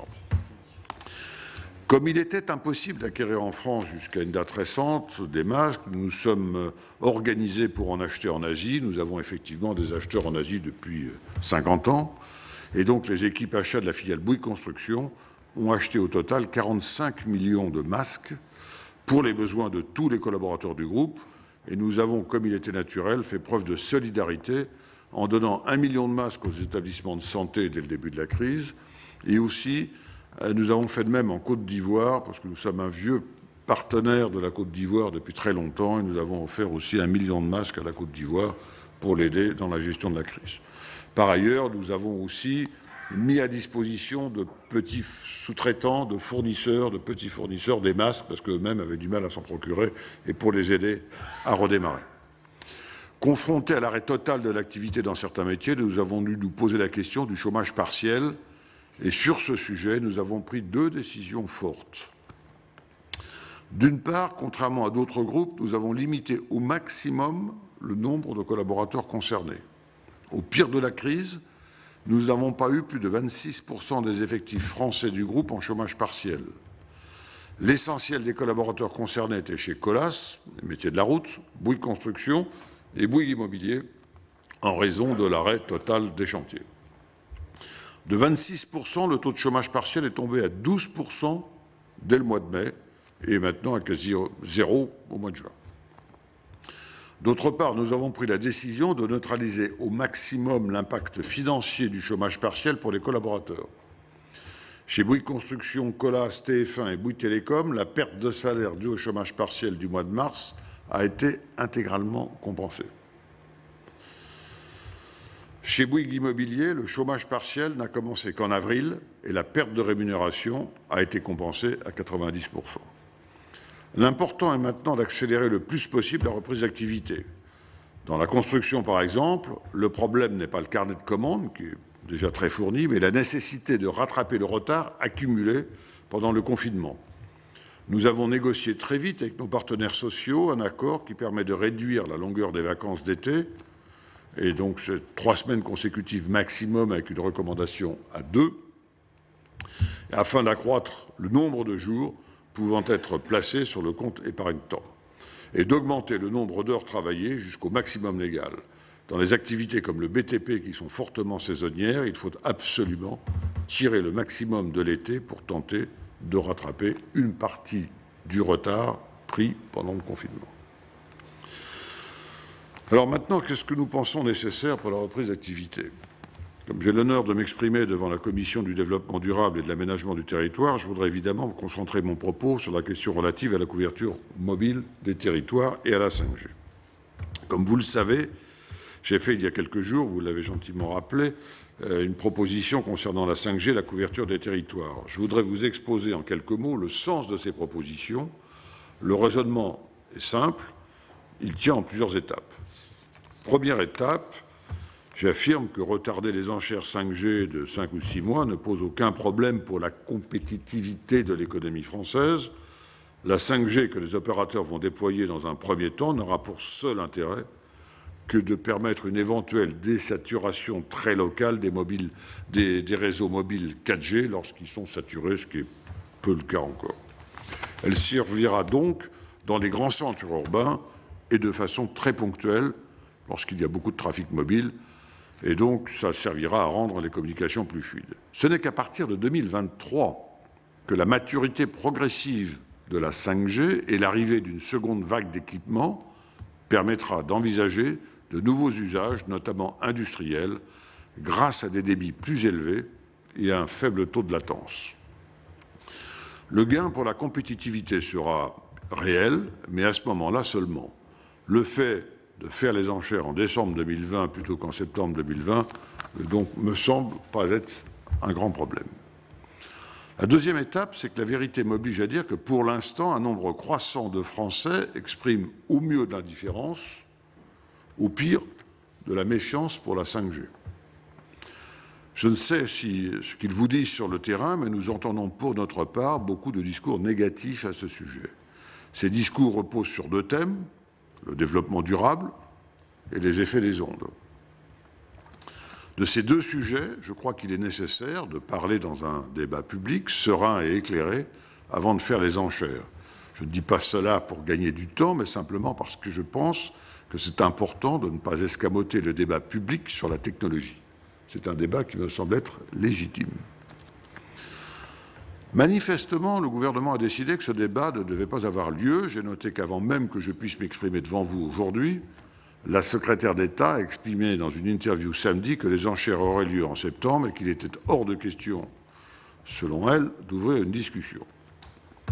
Cet empressement est un peu curieux. Je n'ai pas la même conception du débat démocratique.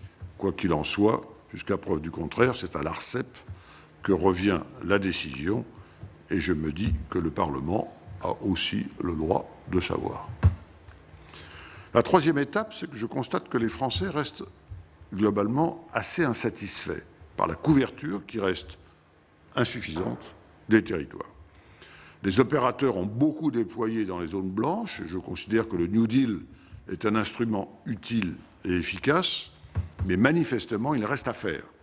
Je pense d'ailleurs que le confinement a bien montré ce besoin. Il n'a fait qu'accentuer le besoin, puisque des Français se sont trouvés confinés dans des zones qui ne sont pas leur zone principale. Et ils en ont parfois souffert.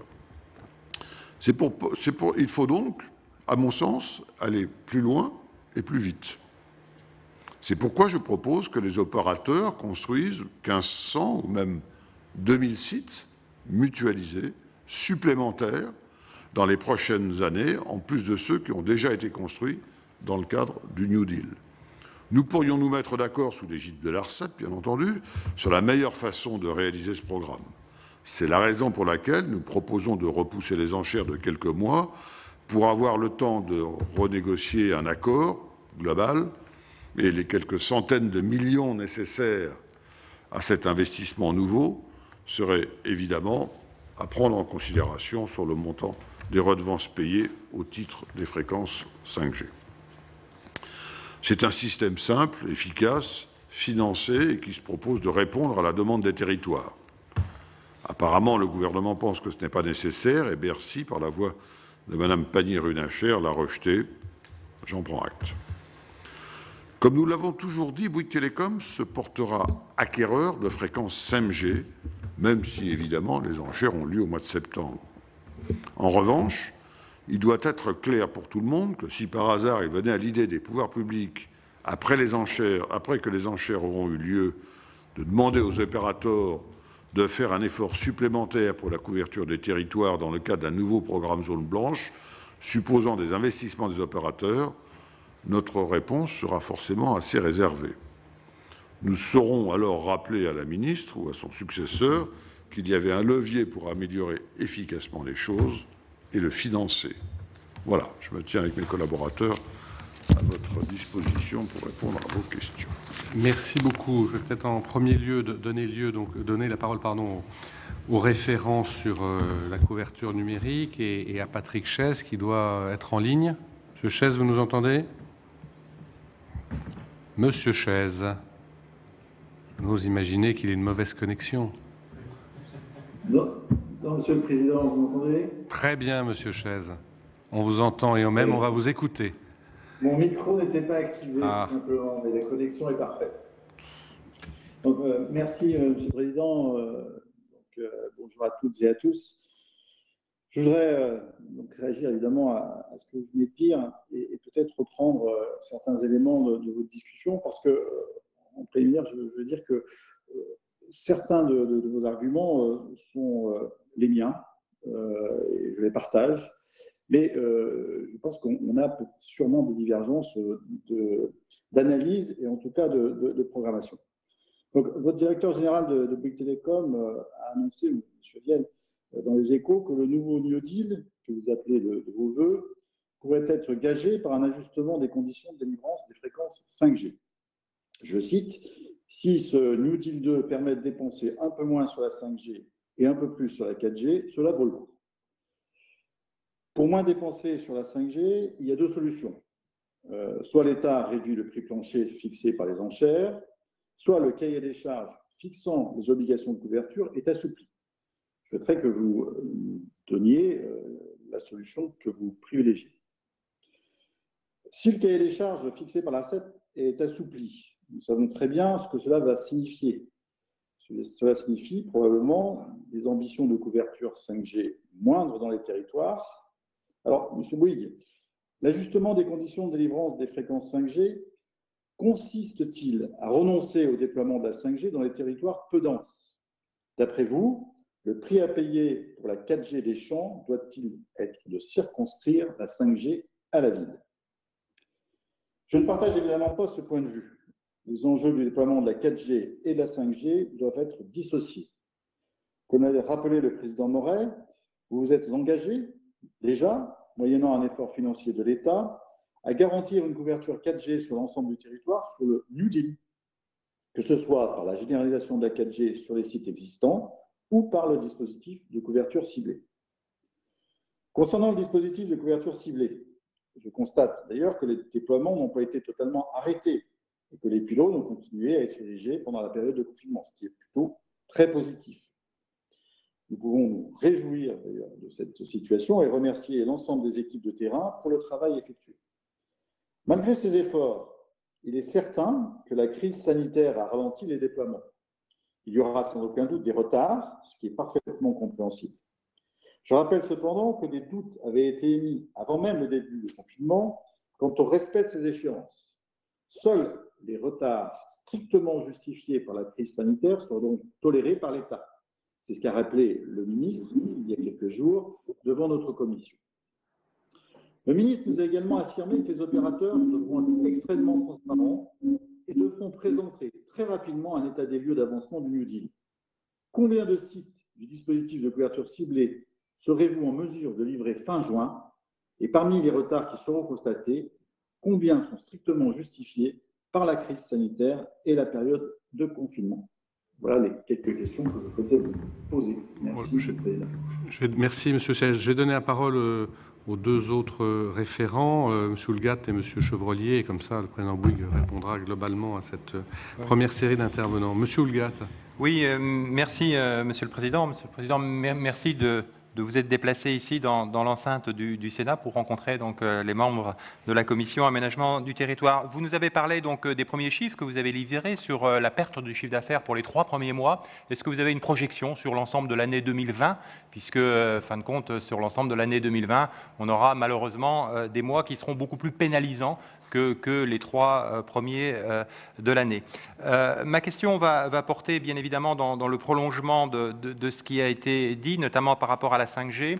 Est-ce que vous avez, vous, de votre côté, au niveau du groupe, vous savez qu'on s'intéresse beaucoup, et le Président l'a rappelé tout à l'heure, sur l'impact environnemental du numérique. Le numérique a été un facteur de croissance, mais ça a été aussi, pendant cette crise, un formidable vecteur de résilience, et on l'a vu, il a permis la continuité d'activités économiques, éducatives, parfois en termes de santé ou tout simplement en termes de lien social, mais il a aussi un impact environnemental à la fois sur la consommation énergétique qui sont liées aux acheminements des trafics et puis aussi bien évidemment sur les équipements. Et notamment les équipements, les différentes composantes qui permettent justement de fabriquer ces équipements. Est-ce que vous avez, vous, fait une étude un peu sur l'impact environnemental que pourrait avoir la 5G? On sait que les choses sont contrastées. Certains nous disent qu'il y aura des économies d'un côté, mais de l'autre côté, le renouvellement total des équipements fera que on sera obligé de consommer à nouveau des matières premières. Donc, quelle est votre opinion là-dessus? Et puis, point peut-être un peu plus technique, c'est-à-dire que la loi qui vise à sécuriser les futurs réseaux 5G vous oblige donc à obtenir une autorisation de l'ANSSI pour être en mesure d'utiliser les équipements 5G de fournisseurs avec lesquels vous souhaitez travailler. Donc, où est-ce que vous en êtes, vous, de vos demandes d'autorisation auprès de l'ANSSI? Est-ce que vous avez reçu une réponse et est-ce que vous pouvez nous éclairer là-dessus? Merci beaucoup.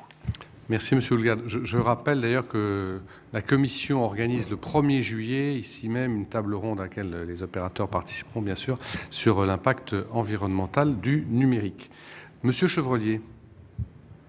Merci, Monsieur le Président. Monsieur le Président Bouygues, c'est toujours très intéressant de recevoir un grand patron français. Il y aurait beaucoup de questions à aborder sur vos activités dans le BTP, sur vos activités à l'international, sur la couverture mobile du territoire, mais je vais limiter mes questions au sujet du jour, la 5G.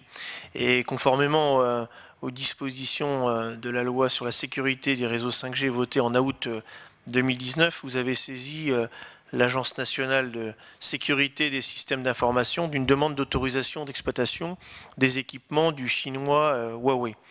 La réponse de l'agence n'a pas été publiée encore à ce jour et en février dernier, vous avez prévenu que vous ne toléreriez pas d'impact financier négatif ni de désavantages concurrentiels qui découleraient d'une éventuelle interdiction totale ou partielle de Huawei.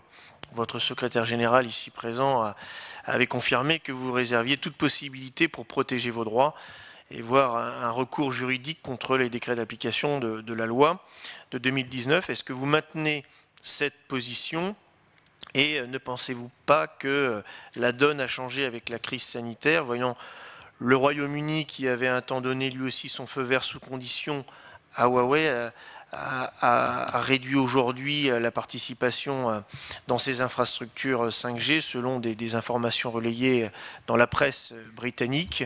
En effet, aujourd'hui, on a une méfiance de plus en plus importante vis-à-vis de la Chine qui a manqué de transparence dans le cadre de la crise du Covid-19. Est-ce que ça ne pourrait pas avoir aussi une influence sur l'accès à cette technologie par Huawei sur le réseau 5G européen à l'heure où la question de la souveraineté technologique est dans le débat public français? Quelle réaction par rapport à ça? J'aimerais aussi aborder la question des impacts sanitaires et environnementaux de la 5G. Vous l'avez évoqué sur la dégradation des pylônes et la circulation de thèses complotistes associant d'ailleurs la 5G avec la crise sanitaire. Donc il y a un climat de défiance croissant.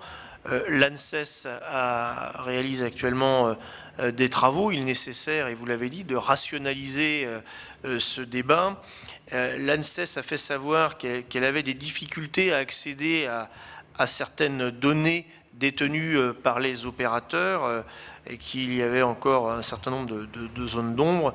Est-ce que vous pouvez nous confirmer que votre groupe transmet toutes les informations à l'ANSES afin de pouvoir permettre un déploiement apaisé de la 5G? Et là aussi, comme vous l'avez dit, qu'il y a un débat public avec toute la transparence qui doit s'imposer pour lutter contre les fausses informations qui sont très nombreuses aujourd'hui. Et enfin, votre groupe réfléchit-il à des solutions concrètes pour limiter les impacts environnementaux du numérique, et en particulier des réseaux? Et certaines pistes concrètes pourraient être étudiées concernant par exemple les box Internet qui sont votre propriété. Ne faudrait-il pas par exemple systématiser des technologies de mise en veille automatique des box ou réfléchir à une meilleure mutualisation de ces équipements dans les habitats collectifs, d'ailleurs que vous réalisez par ailleurs? Et enfin, la généralisation de la 4G et l'arrivée de la 5G ne devrait-elle pas vous pousser à planifier une extinction progressive des anciennes générations de mobiles? Voilà, merci beaucoup. Monsieur le Président Bouygues, je vous propose de répondre déjà à ces trois interventions et questions. Juste, on est tous d'accord sur une idée, mais je voudrais quand même la réaffirmer, c'est que tout ce que les opérateurs dépensent en termes d'investissement, que ce soit des achats de fréquences, des équipements de toutes sortes, in fine, c'est les consommateurs qui les payent, c'est-à-dire les Français en général. C'est juste un petit rappel, mais on est tous d'accord là-dessus. Mais voilà, c'est juste pour bien préciser les choses, parce que je pense que, bon, il faut savoir que on parle de sommes quand même relativement très importantes. Vous avez un certain nombre de questions sur le respect du New Deal, les débats 4G, 5G. Je vais laisser Olivier Roussac, qui est aussi le président directeur général de Bouygues Télécom, et Didier Casas de vous répondre. Je vais reprendre un peu vos questions en démarrant par la première remarque qui nous a été faite à distance. Bien évidemment, nous sommes assez consistants dans la chronique, enfin dans l'article que Martin avait publié. Bien évidemment, si nous souhaitons favoriser la couverture des territoires et rajouter des sites supplémentaires en zone blanche pour apporter la couverture 4G, bien évidemment, nous ne sommes pas en train de demander un ralentissement du cadencement du déploiement de la 5G, puisque ça voudrait dire qu'on vous demande deux choses et son contraire, ce qui n'est pas du tout l'esprit de ce qu'on est en train de vous demander. On est simplement en train de dire que, de façon très claire sur le territoire, il y a des zones non couvertes qui sont apparues assez critiques dans cette période, qu'il nous paraît nécessaire de rajouter quelques milliers de sites en zone blanche et de pouvoir défalquer le coût de ces sites supplémentaires du fameux socle qui a été prévu en début d'année. Et nous ne remettons absolument pas en cause le rythme et le cadencement qui nous est demandé des licences 5G tel qu'il est exprimé dans les licences telles qu'elles sont écrites à l'heure actuelle, puisque nous ne souhaitons pas du tout avoir une 4G des campagnes et une 5G des villes. Ce n'est pas ce qu'on demande. On dit simplement qu'il faut renforcer la couverture du territoire.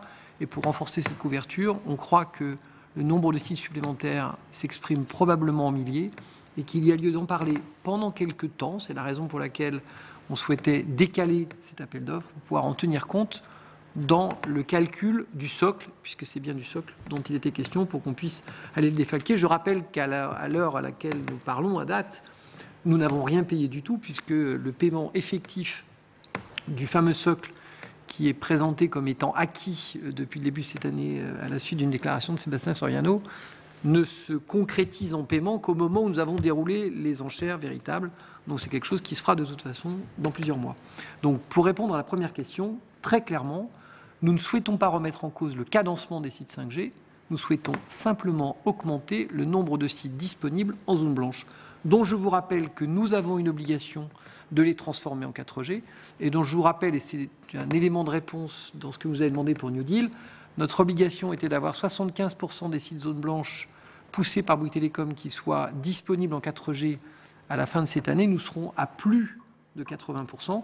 De la même façon, on ne peut pas prétendre dans une rubrique qu'il faut donner plus de couverture et ne pas apporter ce supplément de couverture dans la migration des sites 4G qui sont sous notre responsabilité.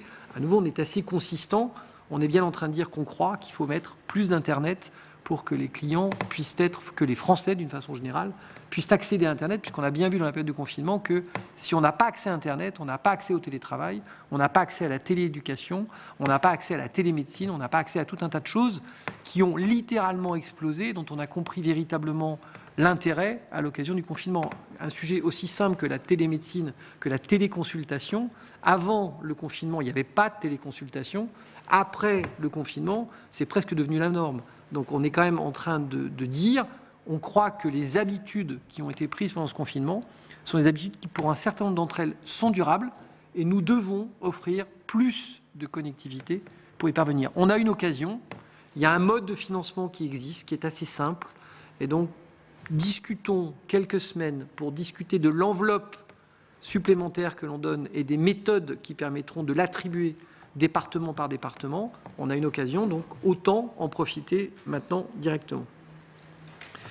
Encore une fois, il s'agit d'être consistant avec ce que l'on a mis au travers de la rubrique qui a été proposée par Martin Bouygues.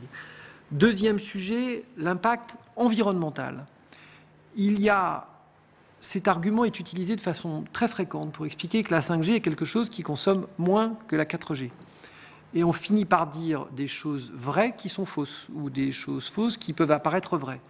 Qu'en est-il exactement? La 5G permet, lorsqu'on transporte des datas, de les transporter avec moins d'énergie. Mais la 5G, parce qu'elle augmente considérablement les débits, nous permet d'avoir un usage beaucoup plus important. Quand on a un usage beaucoup plus important, on transporte beaucoup plus de data. Et quand on transporte beaucoup plus de data, même si unitairement c'est un poil moins cher, c'est beaucoup plus consommateur que ce que c'était précédemment. Donc nous dire que quand on est en 5G, on va donc permettre de faire des efforts environnementaux de la consommation d'énergie, ça n'est pas vrai. Quand on mesurera la consommation énergétique de tous les opérateurs au bout d'un an, on la verra en augmentation de façon importante. On a dans le groupe pris l'engagement de communiquer à la fin de cette année pour l'ensemble des métiers du groupe Bouygues du trajet que l'on prend, du plan d'action que l'on se donne pour être conforme à l'accord de Paris et être capable de réduire nos émissions à gaz à effet de serre d'ici à 2030. Quand on prend spécifiquement la situation de Bouygues Télécom, qui est une des divisions de Bouygues, très concrètement sur l'énergie, on n'a pas la pierre philosophale. Ce que l'on sait, c'est que de toute façon, notre consommation d'énergie, elle va augmenter. Parce que dès que l'on donne une capacité d'usage, de trafic supérieur à nos clients, ils l'utilisent, c'est bien normal, d'ailleurs c'est même l'esprit avec lequel on leur donne, et qu'à la fin des fins, l'augmentation est réelle en termes de consommation. Sur les sujets, et j'en viens d'ailleurs sur ce sujet, sur l'impact environnemental des box, qui était la dernière question, c'est juste pour pouvoir le couvrir dans ce petit sujet. On vient de sortir, il y a 2 semaines, on a fait une annonce. On a bien conscience du fait qu'il faut réduire le nombre d'équipements électroniques qui consomment. Parce que plus on met à disposition d'équipements électroniques qui consomment, et plus évidemment la consommation est importante. On vient, et on a été le premier opérateur à le faire en France, et même l'un des premiers au monde, à utiliser les téléviseurs tels qu'ils sont, et à mettre un morceau de logiciel dans le téléviseur qui nous évite de rajouter la boîte que l'on mettait au pied de la télévision, la fameuse box. Ce sujet nous permet de régler le problème de la consommation de la box, il n'y en a plus. Comme ça, quand on l'enlève, ça on est sûr qu'elle consomme moins puisqu'elle n'existe plus. Ce genre de choses, c'est le chemin que nous prenons pour aller dans le sens de ce que vous dites, et on règle de la même façon le problème de la mise en veille, puisque quand vous arrêtez votre télévision, si les Français, alors après ils peuvent ne pas vouloir arrêter la télévision, mais ça j'y peux pas grand-chose, à la limite c'est vraiment un usage, il faudra qu'on éduque nos concitoyens pour être capables de le faire, précisément pour aller dans le sens de ce que vous avez dit. Eh bien, une bonne façon de gérer la consommation des box, c'est de les supprimer. Quand il n'y a pas de box, au moins il n'y a pas de consommation qui soit générée par la box. Et le surplus, le logiciel que l'on fait tourner dans la télévision, il a le mérite de ne pas consommer quoi que ce soit, de ne pas faire consommer quoi que ce soit de plus au téléviseur. Sur le dispositif ciblé, où en sommes-nous? On avait 3 points de passage qui étaient prévus. On avait un point de passage le 27 juin, qui, avec les décrets dont je ne connais pas le détail, nous permettrait théoriquement d'avoir 3 mois et 1 semaine de plus pour pouvoir les tenir. Nous devions produire 101 sites. Le 27 juin, nous livrerons 70 sites. Dans les 70 sites qu'on va livrer, il y en a 30 qui vont tourner sur des groupes électrogènes. Parce que Enedis n'a pas pu nous mettre à disposition l'alimentation électrique qui permettait de les faire tourner. Lorsque nous avons négocié New Deal, il y a un point sur lequel nous avions beaucoup insisté auprès de l'ARCEP. Il est, pour simplifier les méthodes de déploiement, c'est notre métier de monter des pylônes, personne ne le conteste. En revanche, l'acheminement électrique par les syndicats d'électrification est quelque chose qui est parfois compliqué parce que l'emplacement qui nous est donné est parfois loin de la commune. Quand vous avez une tranchée d'1,5 km ou 2 km pour amener le courant dans une zone qui ne l'a pas, ce n'est pas forcément quelque chose de simple. Là, de façon très concrète, nous avons sur les 70 sites, 30 sites qui vont tourner sur des groupes électrogènes. En termes de consommation environnementale et d'impact environnemental et de consommation d'énergie, on a fait un peu mieux, puisque je vous rappelle que les groupes électrogènes, ce sont des moteurs thermiques qui tournent 24/7. Alors, il se trouve qu'en l'occurrence, ça ne gêne pas grand monde autour, parce que le plus souvent, ils sont dans des zones qui sont peu habitées. Mais c'est une conséquence très concrète de ce qui vient de se passer. Nous n'avons pas eu la capacité à pouvoir faire venir l'électricité à temps. Pour autant, on ouvre bien ces sites. Les 31 sites qui manquent seront livrés dans les 3 mois qui viennent. Pour ces 31 sites, nous avons systématiquement les raisons pour lesquelles nous n'avons pas été capables de pouvoir réaliser l'installation à temps. Nous avons pris un nouvel engagement avec une fourniture à la date qui a été indiquée de l'ensemble de ces sites. Et je vous le redis, sur le sujet de la 4G, notre engagement était à 75%. Il passera à 80% comme seuil minimum. On a bon espoir d'être au-delà de ça et de monter jusqu'à 85%. Sur la réalité de ce qui s'est passé pendant le confinement, nous avons un certain nombre de prestataires. Bouygues Télécom, c'est une société qui fait 7000 personnes. Orange, c'est 80 000 personnes en France. Quand vous avez 7000 personnes et que vous avez un métier qui se fait avec une entreprise, le même métier qu'une entreprise qui utilise 80 000 personnes, sachez que nous, on sous-traite un certain nombre de choses. Parce que par définition, avec 7000, je ne fais pas le même travail qu'avec 80 000 personnes. Et donc la sous-traitance, dans les périodes que nous avons connues de confinement, on a un certain nombre d'entreprises qui n'ont pas travaillé, essentiellement pour être conforme, quand vous prenez un truc aussi simple que le protocole sanitaire de l'OPP-BTP, qui est le protocole qui est utilisé, une société de télécom fait travailler des sociétés de construction pour ériger des pylônes. Un pylône, ce n'est pas un métier de télécom. Enfin, c'est partie prenante du métier de télécom au sens où ça rend le service. Mais les gens qui réalisent des pylônes sont les sociétés, c'est des filiales de Bouygues, par exemple, qui font ce genre de choses. Une filiale qui s'appelle Bouygues Énergie et Services, qui érige des pylônes et qui fait le socle en béton et qui amène l'électricité. Enfin, c'est une activité bâtimentaire. C'est une activité qui était totalement alignée sur la fourniture du protocole sanitaire de l'OPP-BTP. Il a été fourni début avril. Dans ce protocole, il était nécessaire de fournir des masques, de respecter les distanciations, de mettre le gel hydroalcoolique, avoir des points d'eau pour permettre aux salariés de se laver les mains toutes les 2 heures. Enfin, un certain nombre de choses qui, quand on les suit à la lettre et à la règle, de façon très très précise, sont quand même pas si simples. Et donc, effectivement, nous avons perdu un peu de temps. Sachez qu'à l'intérieur de Bouygues, nous avons repris, nous, nos activités d'installation au plan du bâtiment. C'est-à-dire, quand je regarde les 70 000 personnes qui, en France, sont concrètement présentes pour des activités de bâtiment et de route, le 15 avril. Il y a eu un mois, effectivement, pendant lesquels on n'a pas travaillé, parce que c'était juste pas possible. Je rappelle que le mot d'ordre qui a été donné le 17 mars, c'est que c'était la guerre et qu'il fallait rester chez soi.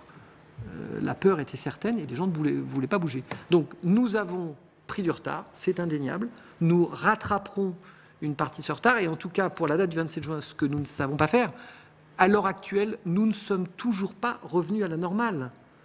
Je vous rappelle que les conditions que nous avons à l'heure actuelle pour les travaux, vous avez 2 conditions qui nous pénalisent énormément.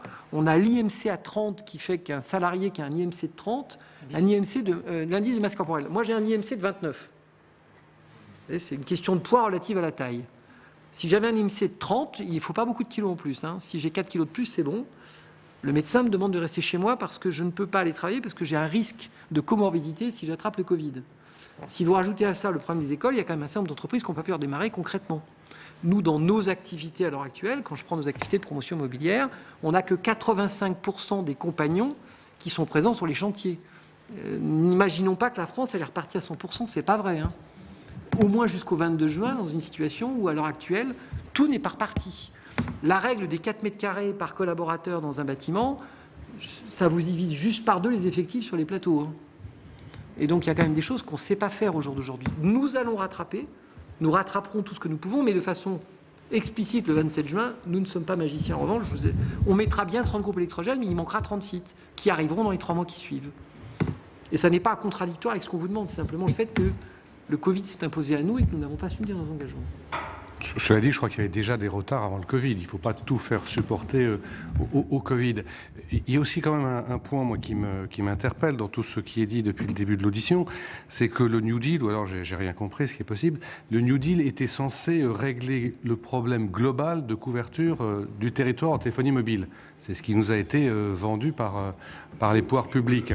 Donc, pour compléter un dispositif qui était censé être complet, c'est quelque chose qui me paraît un peu étonnant. Avant de la laisser répondre, je voudrais rappeler un petit point. J'ai été président d'une compagnie de distribution d'eau, la SOR, il y a 35 ans, donc je connais un peu le sujet.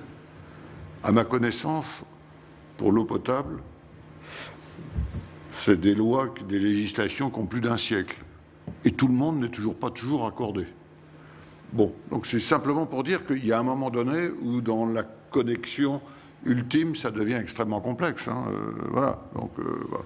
Alors maintenant, je vais laisser. Il reste effectivement quelques maisons qui n'ont pas l'eau en France, mais enfin, d'ici qu'on ait la même couverture en matière de téléphonie mobile, je crois qu'il se passera un certain temps. Mais j'y reviens, le plus sérieusement du monde, le président de la République, quand il a été élu, je crois que c'était même au mois de juin de mémoire en Haute-Vienne, a annoncé que la question de la téléphonie mobile serait réglée, je cite, dans les 2 à 3 ans. Bon. OK, les 2 à 3 ans sont écoulés. Après, on nous a mis en place le dispositif du New Deal et on nous explique encore aujourd'hui que le New Deal va permettre de couvrir tout le territoire en téléphonie mobile. Et donc, vous faites une analyse différente. Monsieur le Président, apporter quelques informations très factuelles. D'abord, effectivement, vous l'avez rappelé, le New Deal mobile est tel qu'il a été négocié en 2018, est un programme qui s'étend sur de longues années, qui se termine, je crois, en 2025 ou 2027 pour les derniers objectifs, premièrement. Deuxièmement, il est exact qu'il a été présenté comme devant permettre la couverture de l'ensemble du territoire. C'est tout à fait exact. Néanmoins, vous savez, nous sommes des gens assez pragmatiques. Ce que nous constatons, c'est quoi?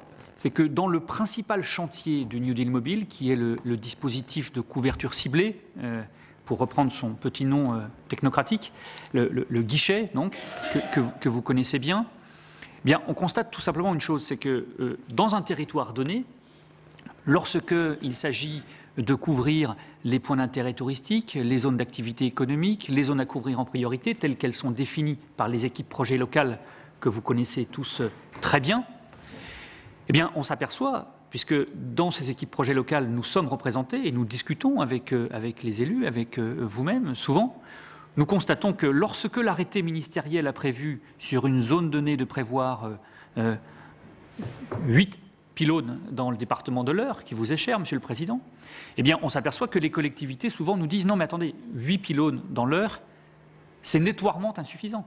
Ça sera insuffisant pour couvrir l'intégralité des zones que nous souhaitons voir couvrir. » Ça, c'est un fait. C'est un fait incontestable.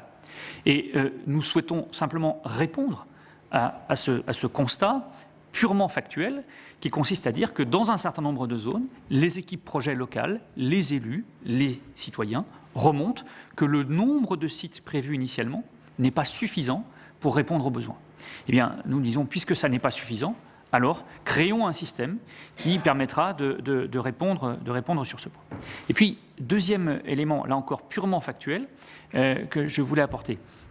S'agissant du New Deal, et du retard supposé dans lequel nous aurions pu nous trouver avant le confinement et plus encore aujourd'hui. Je veux dire les choses là-dessus très simplement.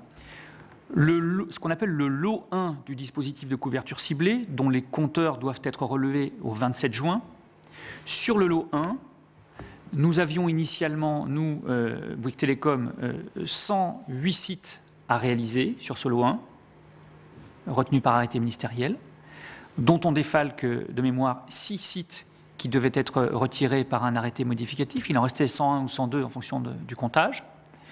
Sur ce nombre, avant le déclenchement du Covid, dans le pointage quasi hebdomadaire que nous faisons avec l'ARCEP, Bouygues Télécom avait déclaré qu'il serait à l'heure et qu'il ouvrirait au 27 juin 101 ou 102 sites selon le bon chiffre. Là-dessus, je veux être extrêmement clair, Bouygues Télécom n'était pas en retard sur le New Deal mobile avant le déclenchement du Covid. Nous le sommes ensuite pour toutes les raisons qu'Olivier Roussat a exposées qui sont des raisons très matérielles et que j'imagine tout le monde peut bien comprendre. Comme vous le savez, aiguillonné justement d'ailleurs par votre commission et par l'ensemble des parties prenantes, l'ARCEP examine les choses de façon extrêmemement précise et nous a demandé de justifier site à site ceux pour lesquels nous serons en retard éventuellement à la fin de ce mois.